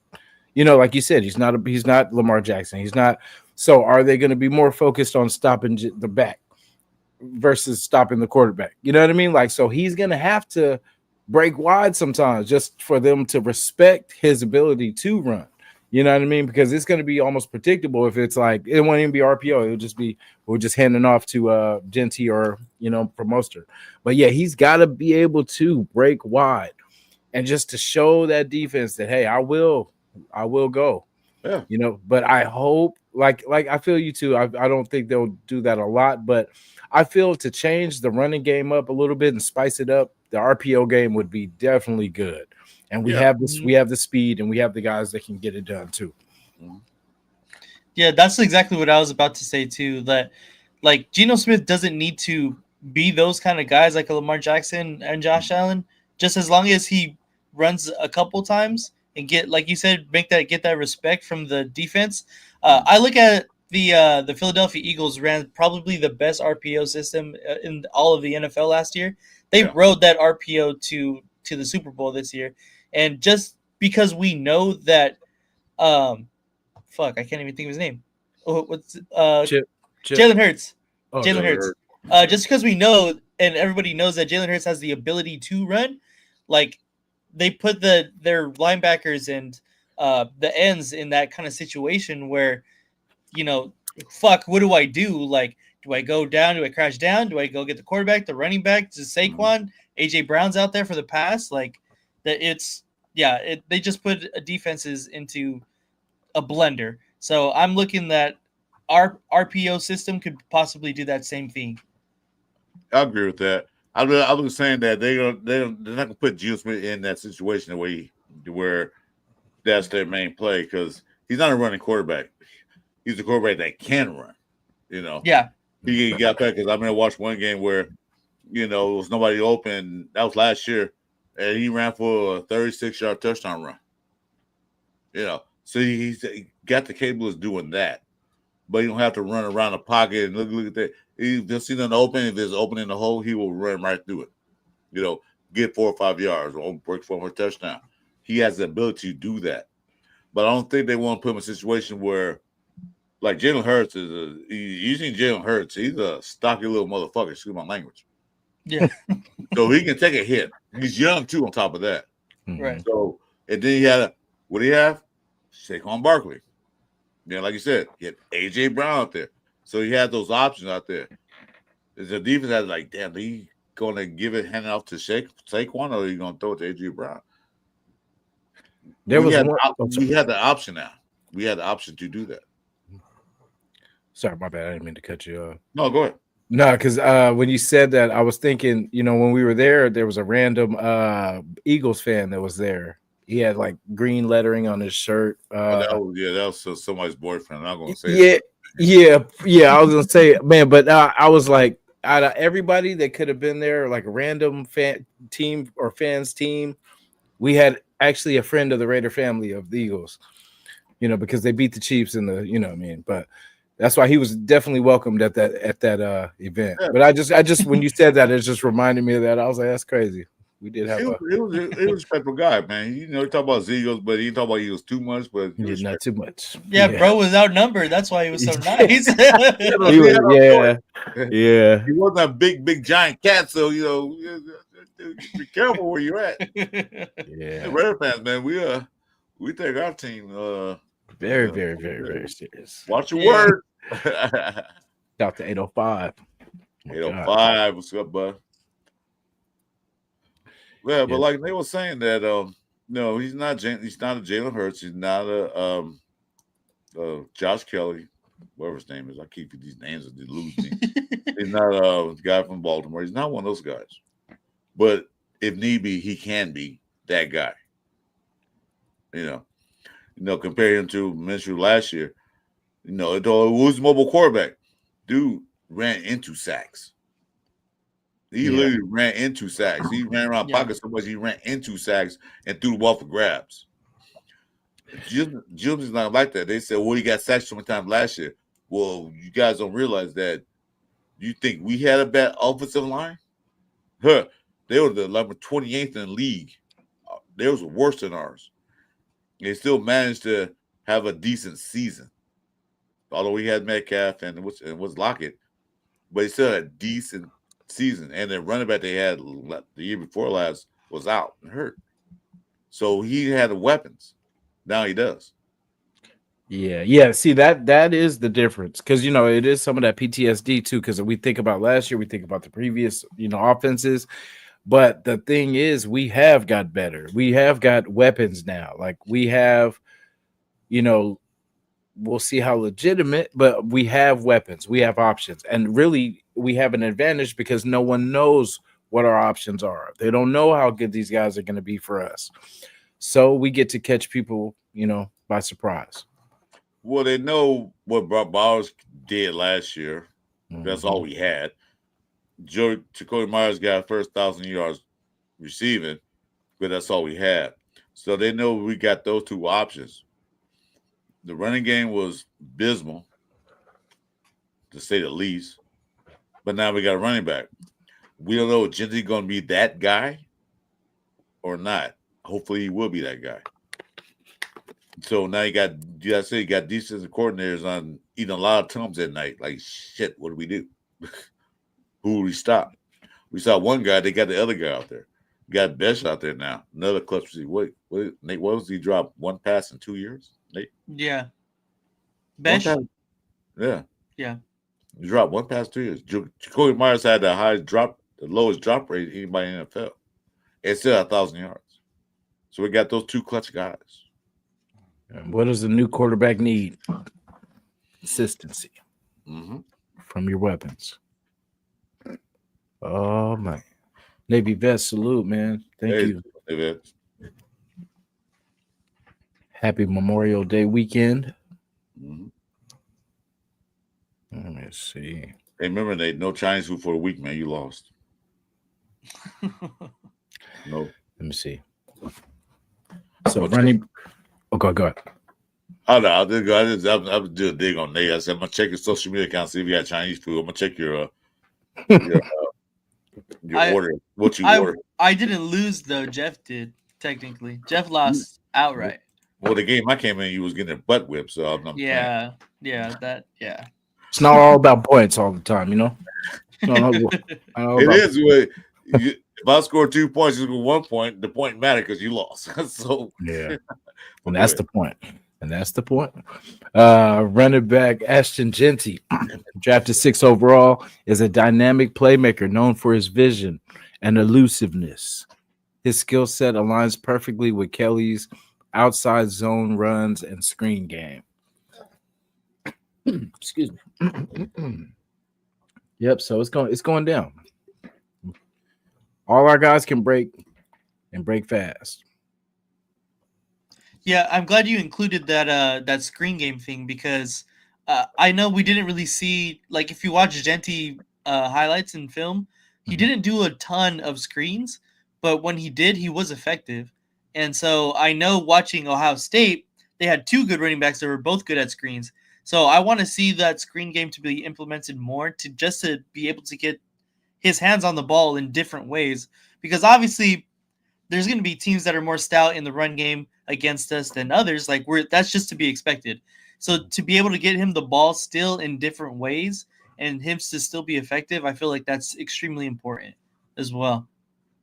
Great point, LV, for sure. And I want to see, it's funny that this team that they're putting together, I want to see everybody in the screen game now. Exactly. You know what I mean? Like, even Brock. I think Brock with the ball in his hands, boy, in space. Because, like, say we set it up on the left side to look like, we're going over there. And then, bam, we kick it to Brock and let him kind of get loose. Because, like, all the guys, like Trey Tucker, I would love to see him in the screen game. I just, we have weapons, it feels like, so. Exactly. Because tight end Brock Bowers, a highly regarded prospect, is expected to be a key component in the offense. His versatility allows him to line up in various positions, creating mismatches in both run and pass. So does he go back to just being tight end, or do we still kick him out wide? I mean, he's of course going to move around. He's too like you said here. He's too versatile to just leave him in one different spot. I feel like he's going to have a whole bunch of different spots. I want to see Michael Mayer in that inline tight end. Like I feel like that's his more natural spot for him. I said it on a different show. Michael Mayer's gonna have a hard time kind of figuring out his place in all of this because, like we just said, we have a shit ton of weapons. But as far as Brock Bowers goes, I feel like he's gonna be basically our Jeremiah Smith this year. Like he's gonna be put everywhere. He's gonna be the one that has the ball in the passing game for the most part because he's just smart, a good football player. Like he's just a guy that you want the ball in his hands at all times. So he's gonna have no problem getting the ball in this offense. You're muted, Chris. Yeah. My apologies, guys. I had to keep leaving because my wife's not here, and I have these dogs in the house, and they keep yapping. I had to keep doing my 11 minutes. So I'm sorry, but I heard what you guys said about that. To reiterate about Genty, you know that he caught like 600 yards or 400 some yards for last year. So the guy can't catch the ball. He's not. People say need to run back and catch. Genty can't catch the ball. On screenplays, he put him out there. Screenplays, he had Mayer out there blocking, or Mayer, Jacoby, whoever out there blocking for him. It's gonna be pretty dangerous. Genty is not an elusive back. He breaks tackles a lot. It's hard to tackle guys so low to the ground that the 6'3", 6'4" defensive tackles or linebackers have to reach down and get him. And dude is built like a goddamn ox. So getting him down the ground is kind of rough. So that's what he does. He's not shifty. He's not a cutback running back, although he can.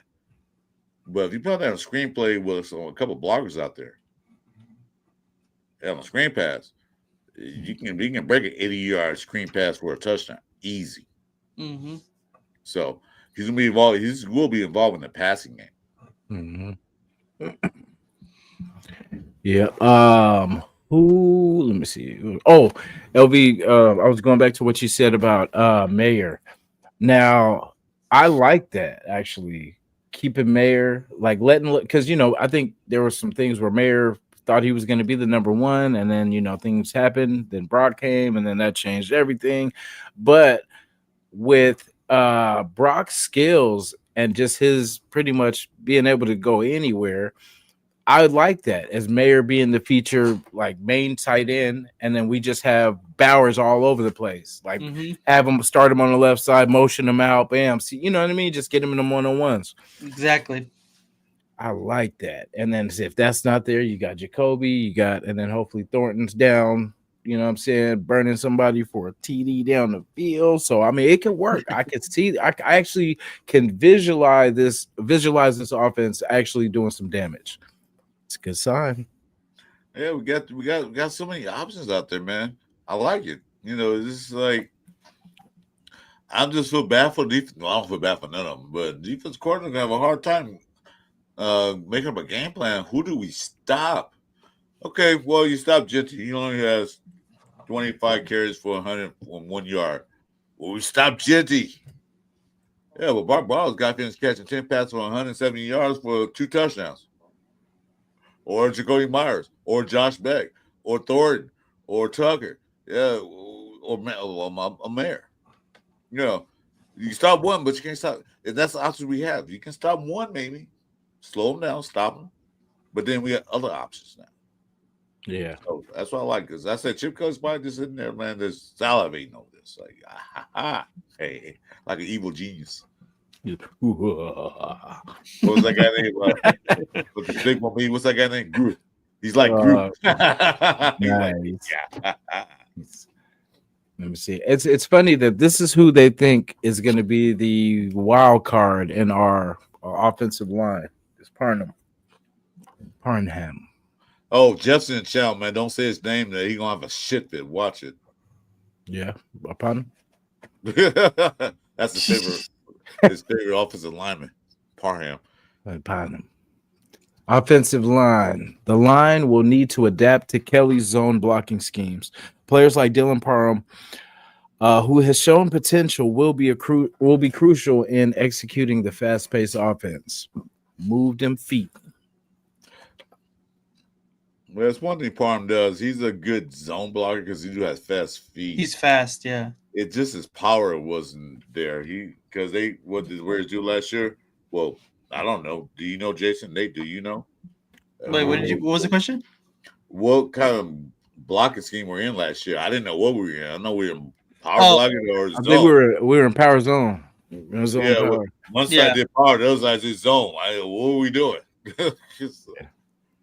But as far as zone, he has good feet, hits fast. It's just not a good power blocker. Mm-hmm. So some of the offensive scheme breakdowns, pretty much like running out of the shotgun formation, frequently used to give the quarterback a clear view of the defense and to facilitate the read option game. Yeah. Because you look at what McDummy did, he did not allow Derek Carr to change the plays in the game. He hated that. No. He hated that. He did not no calling audible. I said run this play and run it, damn it. And that's what he did. You know, Getsy, I don't know what Getsy did. I think Getsy has a 2-page playbook. that says what it seemed like.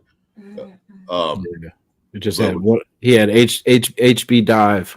He had all the Madden. He had all the Madden plays. Yeah.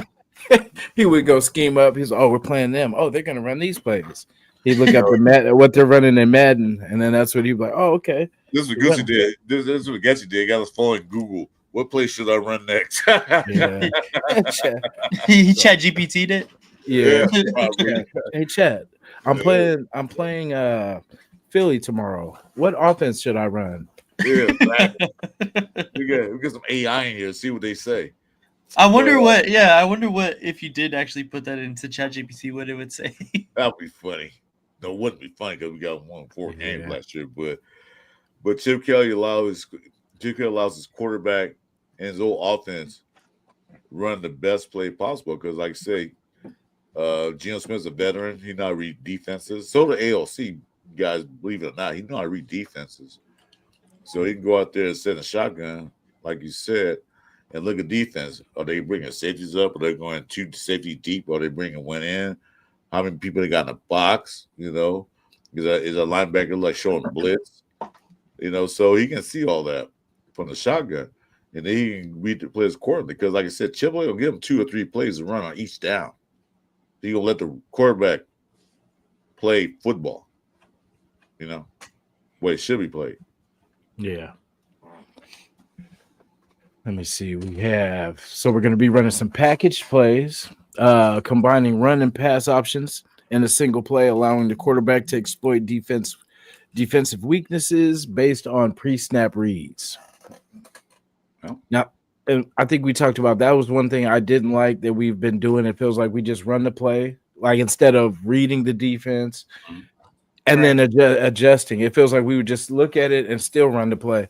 You know what I mean? Like, I'm like, damn, we don't ever. I felt like the last couple of years we don't adjust. We don't, because at least with Derek would run fake audibles and fake, or sometimes real ones too. But, but he, at the worst case, he would try to, get the defense to question, if anything changed or not by, running those fake audibles. But at least something to try to spice it up.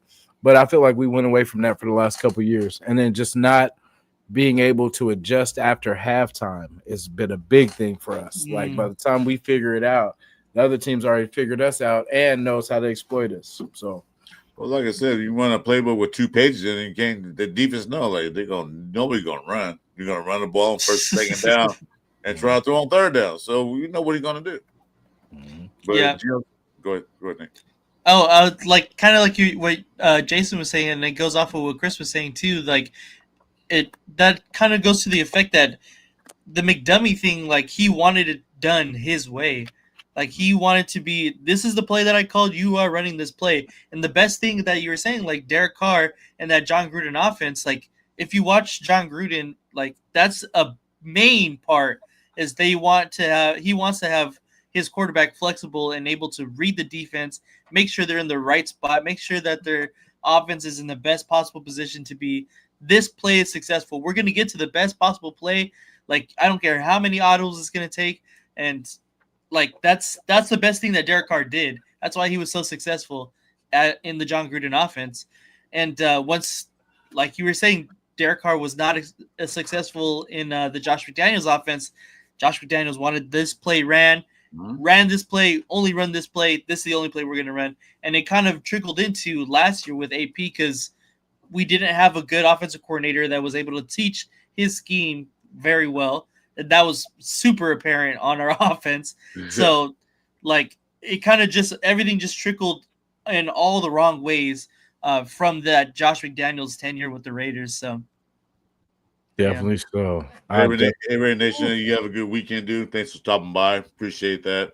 Have a great weekend, blessed weekend. Be safe. You know, enjoy your family. Enjoy the Memorial Day weekend. Well, like me and Jeff were talking about the other night, I think a couple nights ago. Have you ever seen a head coach pissed off that we won a game? Have you ever, Nate? Have you? Wait, say that again.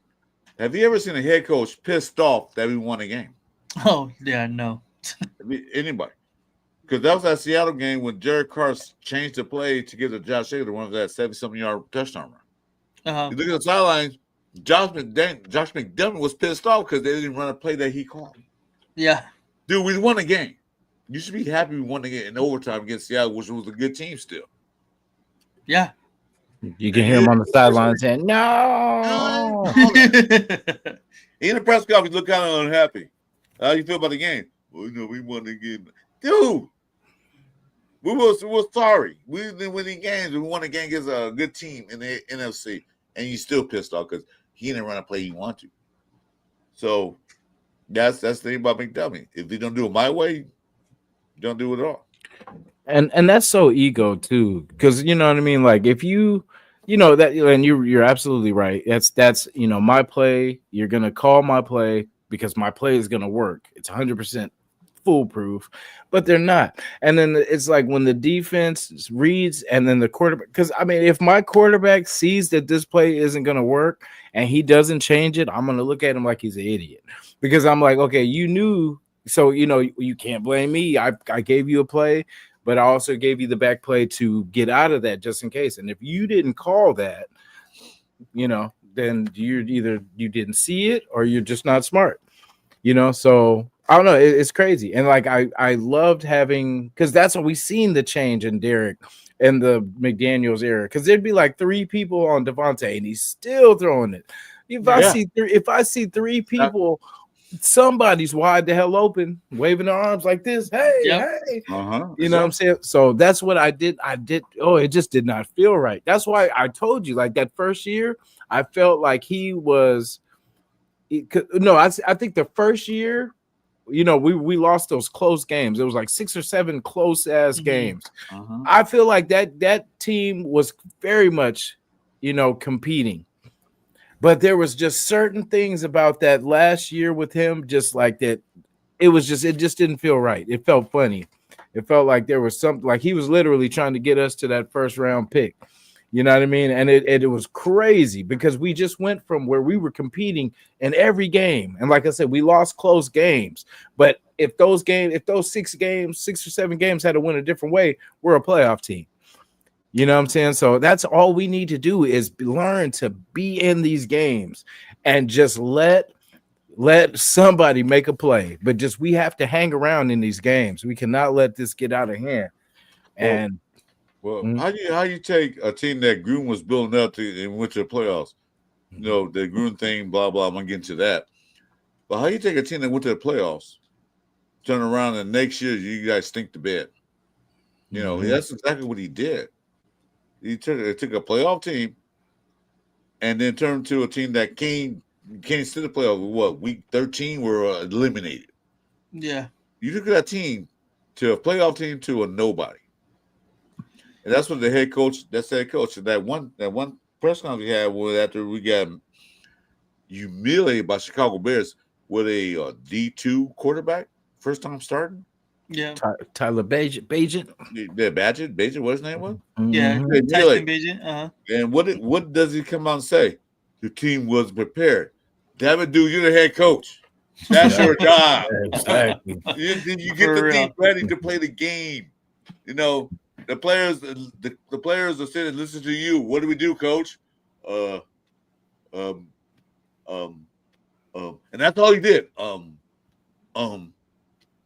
that's all he did. You know, Pete Carroll's not gonna do that. Chip Kelly was one of those, and we go back to Chip Kelly, was a head coach that didn't really is not a non-sociable guy. He's if you look at like I look at that when I was USC in Oregon, he hated doing press conferences. Chip Kelly despised press conferences, hated them. He never wanted to do them because you see him out there like, we don't want to talk to you guys, damn it. Okay, I asked a question, I'm out of here. Remember that other day? Yeah. Oregon win games, stuff like that. They blew somebody out 76. I think I forgot what team he played. 76-4. Probably 3. us. No, probably Cal. It was not a conference game. So it's one of those mid schools. One of those. They played like the D2s or the lower ranked schools in the beginning of the year. They were like 76-3. You ask questions. How do you feel when? He's like, I don't want. You didn't want to talk. You're not a sociable guy. We don't need you to be sociable. We don't need you on TikTok and Instagram and all that stuff talking. We need a coach. He didn't want to talk, so he's not sociable. So he probably didn't get along with his players at Philadelphia. Frisco was a joke because Frisco didn't want to get the players he wanted. So he did what Sandy P. Carroll did. My years as head coach was unsuccessful in New England, in the Jets, going back to college to learn. Chip Kelly did the exact same thing. He said, you know what? I wasn't a good head coach. My skills are not that good to be head coach. So let me go be OC. Ohio State was a damn good team anyway and made it turn the offense around. Because why? He had the players. He had the scheme. He schemed the right scheme for those style of players. So coming in here, this draft, everybody look at this draft, it wasn't a Spy-Tech draft. It wasn't a Pete Carroll draft. It wasn't a Mark Davis draft or a Brady draft. It was the whole freaking staff draft. Because Spy-Tech went to probably each coach, what do you want? What do you need? Okay, we're trying to give him a fifth round. Okay, yeah, get him.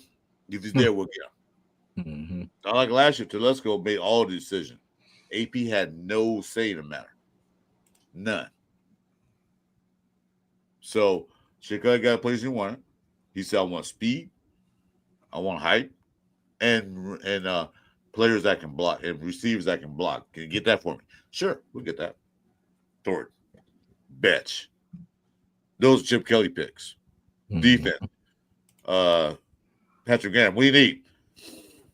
No, Pete Carroll, Patrick Graham, because they're both defensive guys. Pete Carroll said, I want some big D-backs. I want this. And Grandpa said, we need to beef with that defensive line. Okay. Let's go get them. Because this wasn't a Telesco only draft. This was the team draft. Agree or disagree, but that's what I think it was. Yeah, like when we drafted Besh at first, because there was definitely a couple different wide receivers that I wanted to add, but when we doubled back for Thornton, I was satisfied. Yeah. That kind of completed my wide receiver itch right there because I was like, okay, and it was the speed and the size that I wanted. So I was like, okay, well, shoot, we got the best of both worlds because we got a possession guy and we got the over the top guy. So, and we already got everything in the middle, so we can, what I'm saying, we can work with that. Let me ask you guys a question, Nate. I'm gonna ask you first. Mm-hmm. Would you rather have okay, taking consideration that we got your Genty, okay, we got that. So second round come up. Okay. Would you rather have a receiver that just catches the ball and don't block for the running backs, or you rather have a receiver that can catch the ball but not an over the top guy and block for the running back? Do you get when we rephrase that, or did I go too fast? No, I get what you're saying. I get what you're saying. No, I definitely would probably have.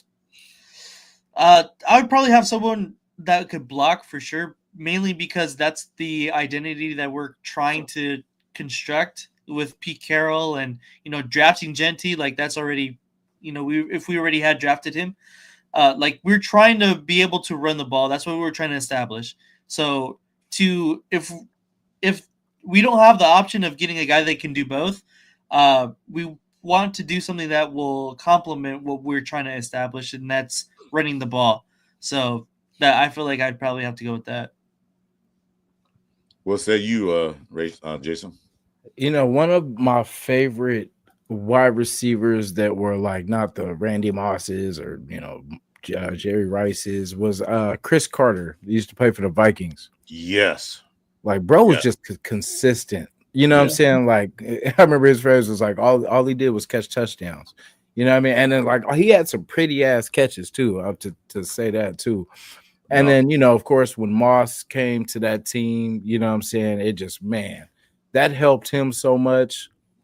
And they had like, I think it was Jake Reed they had too, and damn good receiving core. But like I'm saying that to say, like, as a possession, like a consistent receiver to a quarterback is the sweetest thing. You know what I'm saying? I would love that guy because for Mahomes, what's his name? Kelsey is that. Mm-hmm. Always there, you know what I'm saying? It seems like no one's ever guarding him.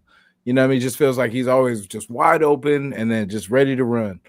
But that's what I think we need consistently. The speed guy is cool, but we need that pretty much do everything type guy, the block guy, the just Mr. Consistency. I'm gonna give you another name, that guy Smith from Carolina. Smith. Oh yes, Steve Smith. Chris Carter. If you get Chris Carter, Smith actually will lay the wood down on running plays. You watch Smith, everybody say, "Who is he?" Yeah, he was a great, consistent catcher. But watch the run plays. He was laying the wood down on these cornerbacks and everybody in the field. So Chris Carter did, and that's what I want, because I don't want a receiver out there who is a runner. They know it's a run play, and they run a little route a little bit, and they stop. Block that dude, man, or just put an arm out there. Like try to hold him up. No, block. Chris Carter, Smith, they laid the wood out. They don't like take a player out in a minute. And that's the kind of receiver I want. Catch the ball, which is your job. But run plays, you're not catching the ball. Do what you have to do, run a fake route, and then when the run comes to run away, lay the wood out. Put him up, put the cornerback or safety on his back. And that's what I really have on the offense, because you can get over the top receiver, because they got a lot of fast guys out there. They can catch the ball, big deal, but that's all they do. But when it comes to run, where are they? They're on the side. They over to the sideline, hoping they don't get on the highlight reel. Like he didn't block. Randy Moss didn't block. Mm-mm. Tim Brown did. Jerry Rice did. Randy Moss did. Hey, Anthony Estrada, welcome to the channel. Yeah, you're better. So I'd rather have one of those than, I mean, over the top receivers are always good, but you can get that dime a dozen. They can run out there and catch the ball, but can they block? Can they do this and that? No, I don't eat you. Yeah, it's going to be definitely interesting to see what we put down this year with the two tight end sets, employing multiple tight ends to create mismatches and provide additional blocking support in the run game. Building this offensive line and everything around this run game, from the wide receivers, blocking wide receivers, to the blocking tight ends, to. So I don't think running the ball is going to be a problem this year, fellas. No way. It can't be. It better not be, because number 6 pick. We'll see what he can do. Like I said, but it takes more than the offensive line. It takes everybody to block, not just the offensive line. The receivers got to block. Everybody, tight ends, everybody got to block. You can't depend on Genty to break every tackle, man, run for a touchdown. That's not going to happen. That's theoretically impossible. Well, I expect it, but That's just me. That's too many Madden simulations. Yeah. Well, we're not playing fantasy football. I've seen them do it on Madden, man, a couple times. Madden, no.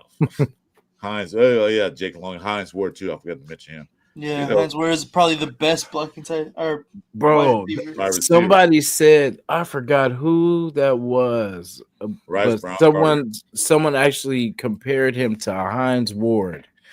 Oh yeah, I heard about that. I was like, bro, that was the perfect, because I was like, I remember Hines Ward.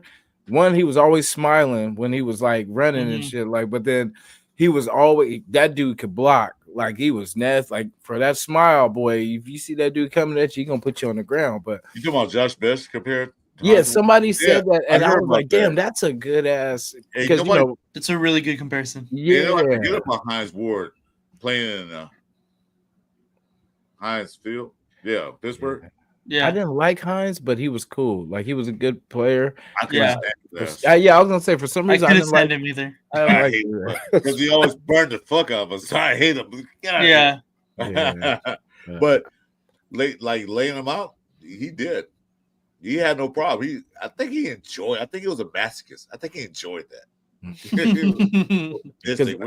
it was fun pancake. You know, when you get to pancake people, back it was different then. You could hit people, blindside people. You know, it was no penalties back then. But then, good with Jake. Yeah, I forgot about Hines Ward. Yeah, it's like he enjoyed. Like you said, he always smiled. Like he enjoyed. He thought he couldn't wait. It was a run play. Yeah. This when we come out too. Yeah, all right. Especially he'll go right to the cornerback that rashed him when he's trying to get a catch. He said, okay, time for some revenge. I'm getting you. You guys ever hear the stories where they talk about Palomalo when he gets mad? Like when he would be, they'd be like, it'd be hella quiet. Like I forgot who the hell was telling that story. They were like, I feel like that was James. It might have been James Harrison. He said, there'll be the pile going on. You'll see him tussling, and then you'll be, yeah, man, you stay over there. He'll be just in that high pitched ass voice. And then just the way they told that story was hella funny, though. They said you just hear Troy, yeah, that's right, like in that high pitched voice. Because he has such a soft, like calm voice. Like he had that. There you go, good job. You're like, yeah, that's right. Yeah. Let's go, boys. The boy will lay you out. I'll tell you that one thing. I won't say it to his face. I know. Hey, bro was one of the best football players I've ever seen. Though, like straight up, he was everywhere. All you seen was hair. You know what I'm saying? And the ball. Wait. What school did he go to? Let me think. Where he went?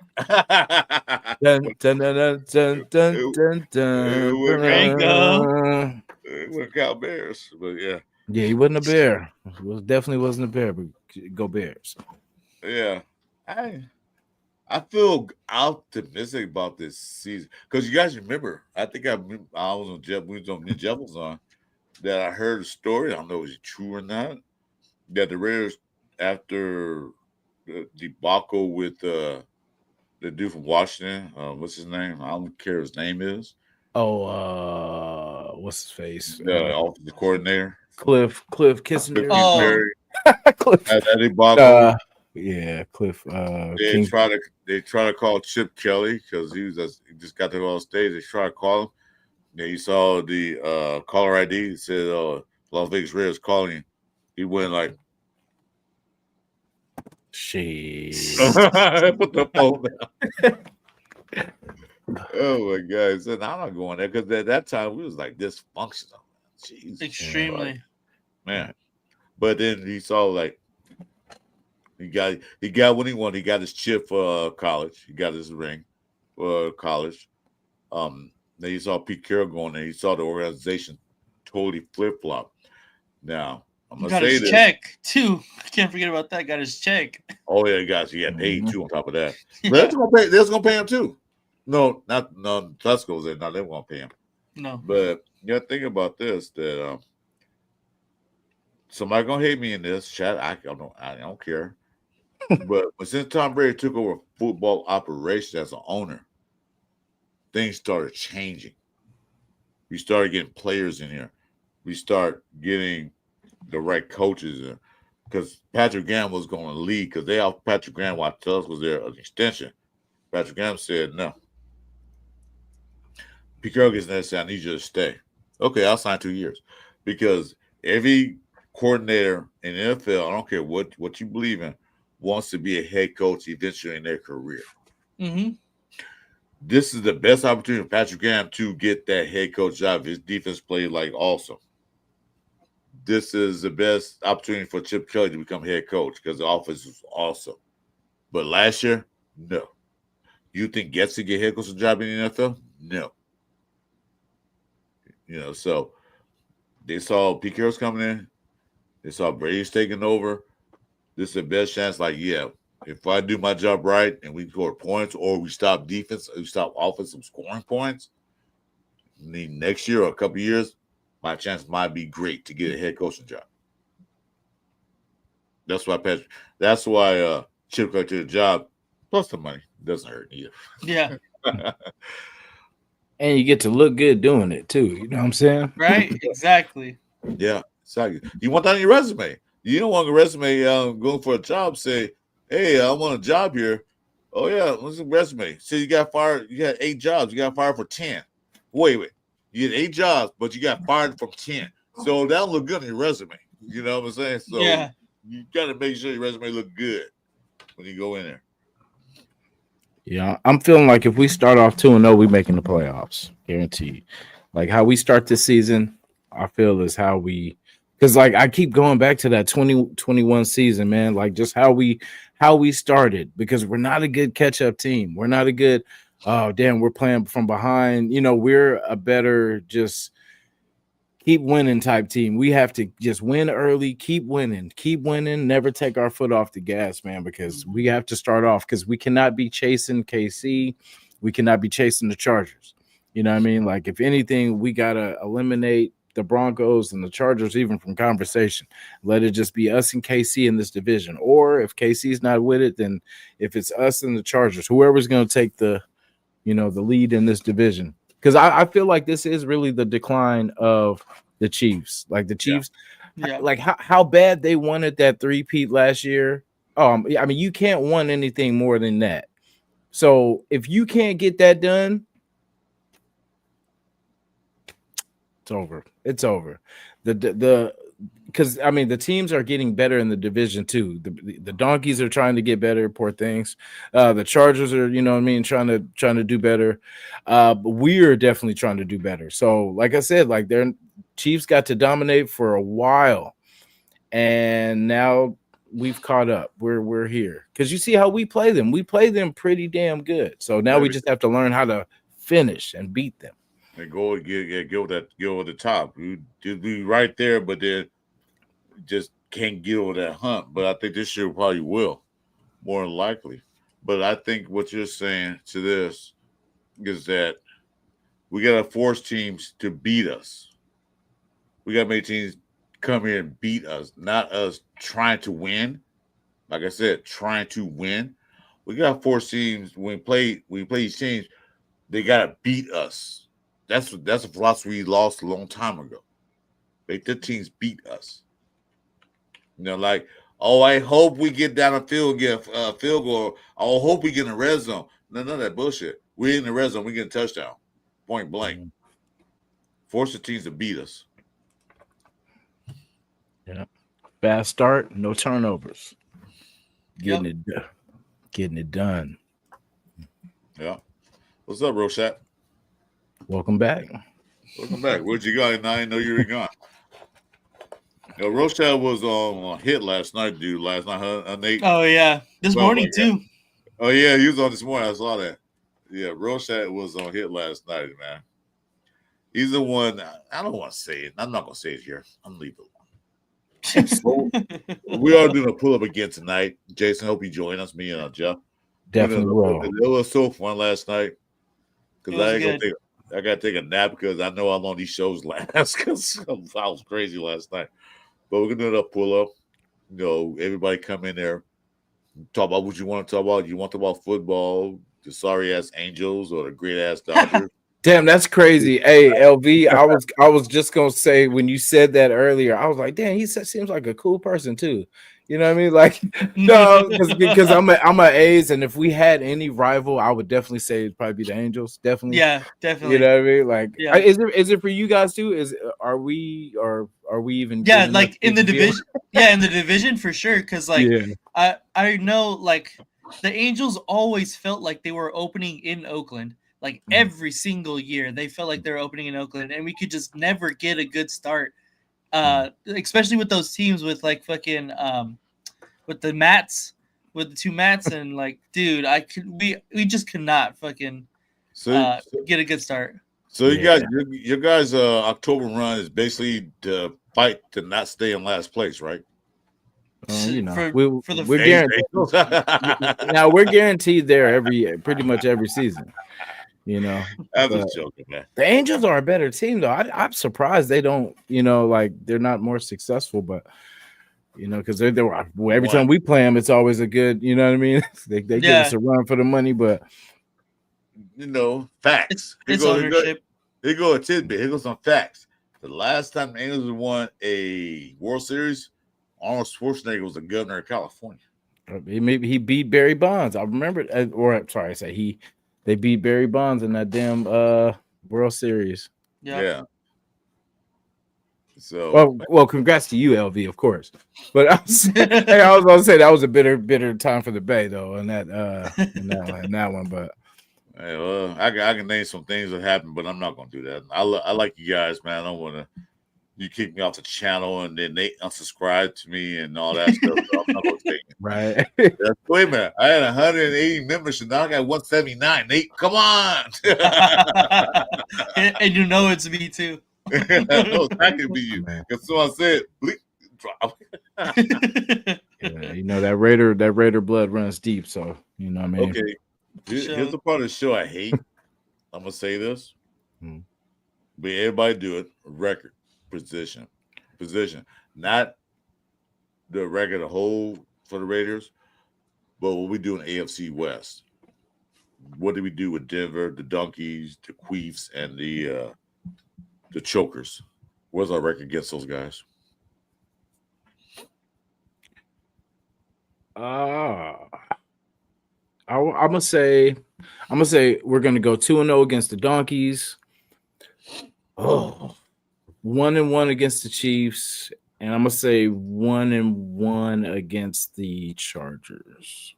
So that's 4-2 in the division. Sounds about right. I'm hoping those latter two go down or even better. So, but yeah, I think we'll control the Donkeys again after that massacre last year. And yeah, we definitely need to go 1-1 with each, or at least, hopefully 2-0 with the Chargers. But I just see we always play them. It seems like they kind of get the best of us in the beginning, and then we play them a little bit better as we kind of adjust down the road. What's that, you, Nate? Yeah, I've done it twice on stream, and I have us losing twice against the Broncos. I have them actually winning the division this year, and then 1-1 against the Chiefs and 1-1 against the Chargers. Oh, we. I look at like, okay, we got to play Patriots, we got to travel across the country. Marcus. Come back to Oakland. There we go. Come back to Las Vegas Raiders. Is another season opener. We're not too good season openers. I say we lose a close game to the Chargers. All right. I say we beat the Chiefs there. Yeah. They'll probably beat us here. I say we sweep the Donkeys. Because Donkey's on a high horse right now, literally speaking. I think that they're all that. I think we beat the Donkeys. So I say we go 4-2 division. I think we beat the Chiefs there in the last game of the season because it might be a playoff berth. The Chiefs might be in a position where they already got the number 1, number 2 seed. They don't need that game. I'll say beat the Chiefs there. But then Chiefs might not allow that. They might not rest their players because Chiefs hates the Raiders so much that they might start like Jeff said last time. They might put Mahomes in, all the other guys. I say good. Let them do that. So we beat the hell out of them and make them so badly beaten down that they're going to playoffs. They're going there limping. So I say we go minimum 3-3, 4-2 tops. I don't think we win the division. I think we wild card, if anything else. I like that. Anything that gets us in to a fresh start, I'm good with. Yeah.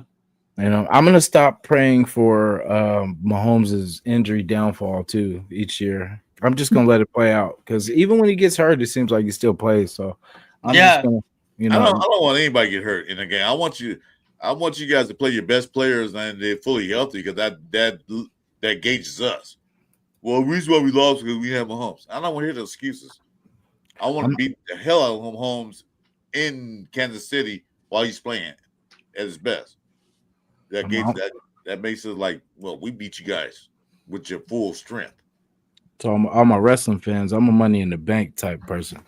We're gonna take advantage of you. You know what I mean? When you're at your lowest point, we're gonna step on your injuries. No, but yeah, but you know what I'm saying? Like that's the thing. Like anything to give us an advantage until we put together a team that's good enough to just play football.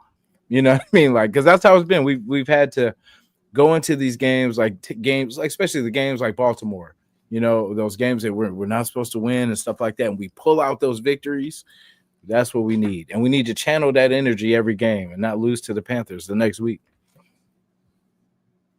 Well, historically, Baltimore always started slow. For years they always started slow.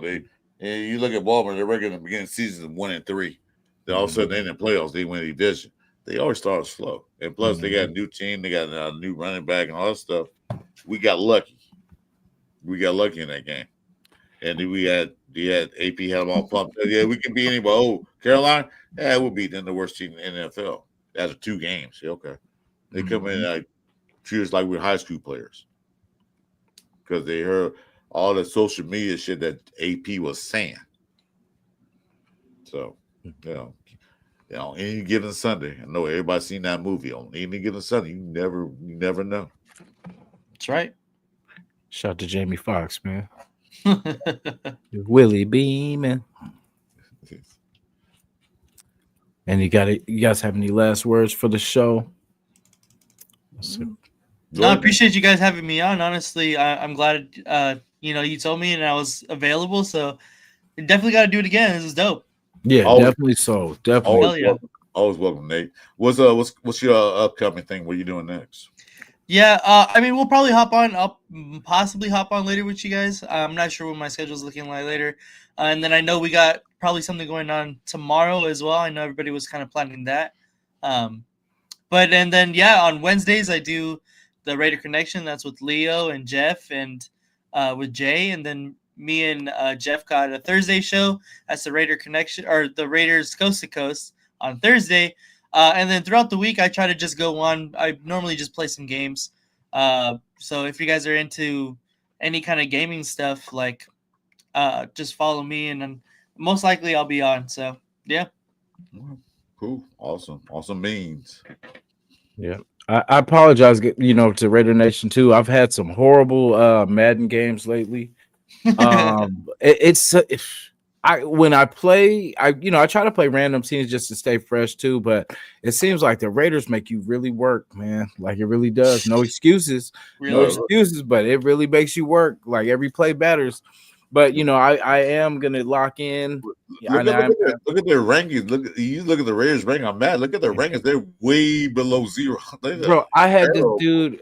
He was with Baltimore, and they're like 94, whatever. And he's bragging. I'm like, bro, I'm a 74 team, bro. You should be smacking me right now. Yeah. You know what I mean? But it's like, but it is, I will be putting together some more locked in games. So yeah, I'm about 500 too. I think I'm like 25-25 or something like that. So I'm starting to get it.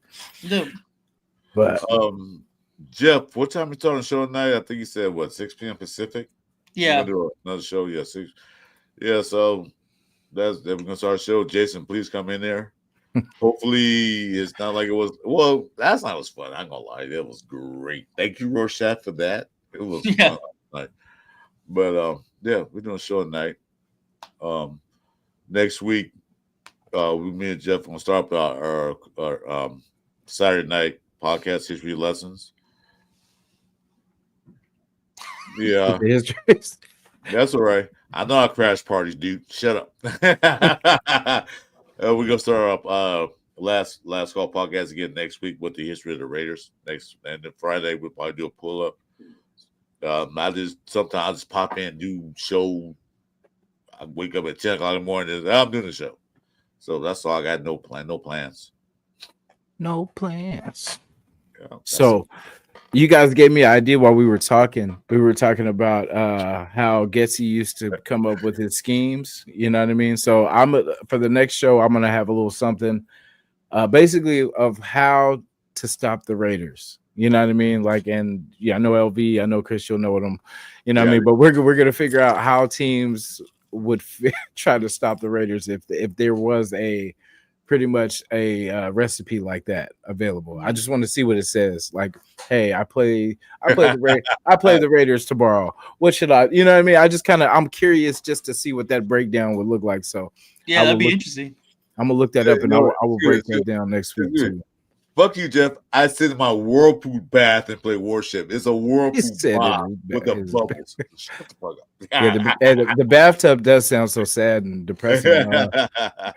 Shaq. Yeah, that's in a whirlpool bath. Yes, sir, bubbles. Man. Jacuzzi bath. Yep, Nation, we got another one.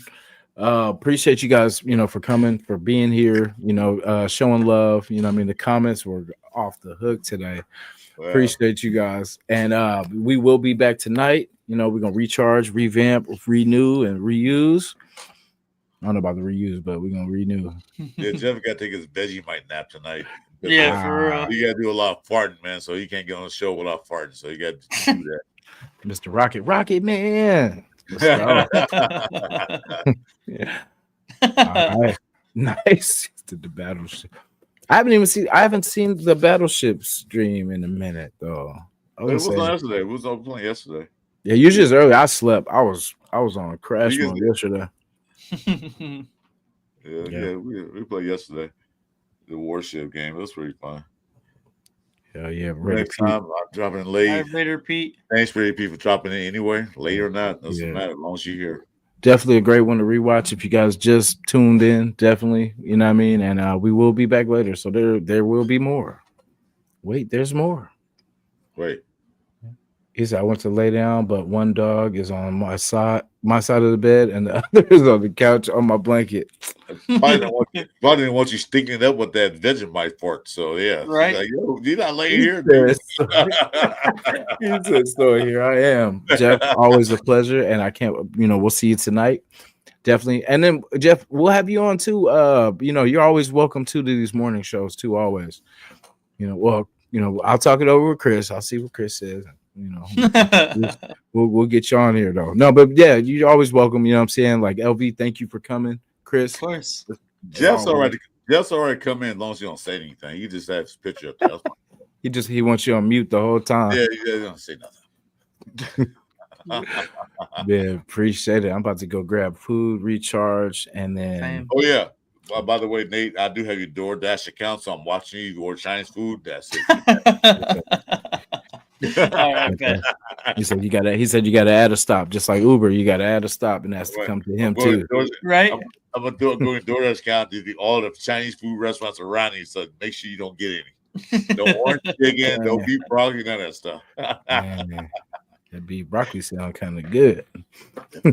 Might go get some right quick. There's a Chinese place down the street from my house. I should go get some right quick. That sounds good. All right, give me about 6 hours, Chris. I'll be there. I'm not that picky. Whatever you get, I'm good with. That's all. Actually, I'm gonna grill some pollo style chicken right quick. Ooh. I got the recipe. Fire. He said, "Go and put a little set in my hand right now." Yeah, you welcome to come by and get a dish, but by the time you get here, man, be gone. So it's up to you.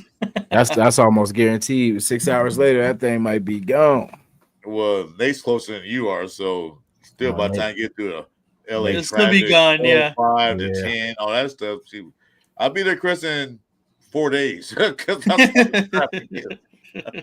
Man. He said, "Whoa." Let me see. I was gonna say before I put that on the screen. So I wish P's wife is making pot roast for dinner. Speaking of taco truck, how you like the tacos at the Bakersfield thing? How do you like them? Fire, and they were free.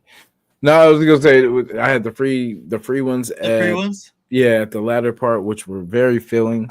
They had the free ones, yeah. The beef, the carne asada was good. The chicken was dry as hell, but other than that, it was pretty good.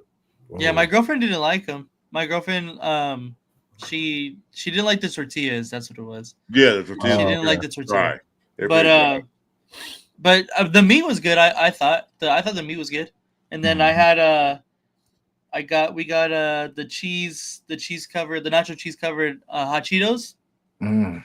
Boy, I was going to eat those. How were they? Those things were hitting. I don't normally get those, but like those were hitting that day. I feel like I seen them, but I didn't get them. I should have got them. I saw somebody eat some. I'm like, what the hell is that? And I looked at it like, oh, okay. They were nachos, but they would still not just the tortilla chips. They used hot Cheetos. Like, well, like a bellyache waiting to happen.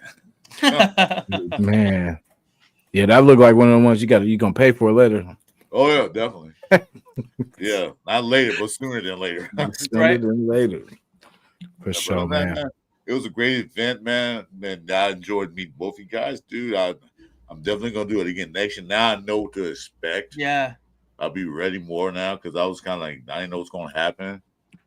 You know, because me and Jason were sitting outside, you know, on the smoke break, and we're sitting there looking like, you know how peaceful it is? It's like nothing happening. Because like people, they give us a false impression that Raider fans are violent, obnoxious. No, we're not. That's the 49ers and the Eagles, not them. That's not us. Yeah. Just don't come to our house bringing your shit in because you will pay the price. Yeah. Yep. Yeah, like don't let the dark colors fool you. Like there's some good-hearted people, man, in Raider Nation. There was so much love.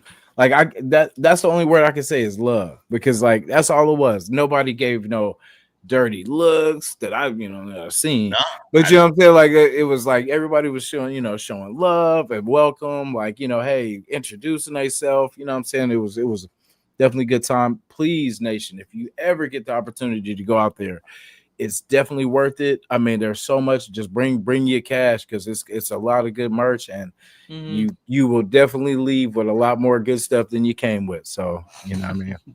That's for sure. Especially if you win a couple bingos. Oh yeah, it was rigged. It was rigged. Yep. It was like I said last night. I saw Nate go on the table and give him some money. Like, yeah, give me that. It was rigged. Hey, but shout to you, LV. That was a great win, bro. That was also what I'm saying? Like, and I just hope it's a victory for you. You know what I'm saying? Because it means nothing until you know what I'm saying. It's that victory, because it's gonna make it more valuable than it was even worth. You know what I'm saying? Exactly. You see how much the ticket? Because me, my buddies, man, he's a Cowboy fan. I see he want to go Cowboy game, so I look at ticket price like, God damn, they're expensive, man. Even nosebleed, like about $600, $700 for a nosebleed session. Like, whoa, I know I'm going to that game now. And you got free tickets. Yep. That's them studio. That's rent in Bakersfield. Right? Yeah. Shit, that's tickets rent. Man, that's rent. Cool. You got to make a life decision. A rent and a car though, like for real. My car and rent at the same time. The 2 tickets. Yeah, congratulations on that, Nate. That was good. I was shocked, like, oh shit, one of ours. Yeah. But so one thing before we get off, I searched all content creators for all teams. I always look this route because I got nothing else to do today, nothing to do in the daytime. And I looked around. I don't see any other teams really doing what we do. No, not really. I don't see them having kind of open festivities. And the thing, we had a 4-13 record, and we still showed up. And like the nation is so strong that we still have faith in our team. Because some Five Light fans like, oh, my team won 1 game last year, I'm not going. Well, that's how much faith you have in your team. That means you're not a real fan of your team. Yeah. Yeah, I think last year was the most disappointing season. I mean, we've had a lot, but I'm saying like the most just like, this is not us. Those type of seasons, that was last year. It was just like, this is not, something's wrong. You know what I mean? It was just like something's not right, because this ain't us. Yeah, because we'll stop going the season with AP that we're blinded by exactly what's going behind the scenes. Hey, really, happening. We were so blinded by exactly what they were doing, and then the letdown was so severe. But we know what? We overcame. We adapted to that. Like, okay, you know what? You hired new coaches, got everything new. So I think that's what was the excitement there in Bakersfield. It's like a new beginning. Mm-hmm. Now it probably would have been different if it was 112 degrees out there, but Yeah, we were inside, so it was cool. Yeah, because he changed it. Oh yeah, because he changed the venue. Because me and my son were driving, and I drove to the baseball field where they're supposed to have it at. Oh, Where's everybody at? I was like, a few guys said the same thing to me, like, yeah, we went to the wrong place. But I looked at the thing again and said, oh, they changed the venue. I said, okay, all right. It's like, it was pretty low key too, because I had never been to that spot at all. I had never even been kind of over there, but yeah. So the next one definitely be a part of too. Hopefully by then, we'll have a new family member, and oh yeah, when you do. September 6th is the date so far. So all right, cool. And we right on time for football season too. That's what I love. Yeah. Make sure he's born to a regular diaper, dude. Make sure take it to the hospital here. Put these on. I'm telling the Raider diapers. See, all the good stuff. You know what I mean? All the things to look forward to. You know yeah. Yep. So appreciate everybody. We're gonna get out of here so we can do the next one. Yes. Appreciate you. Thanks for joining us, guys. Raiders for life. All right, y'all. Appreciate it. Bam. Ooh.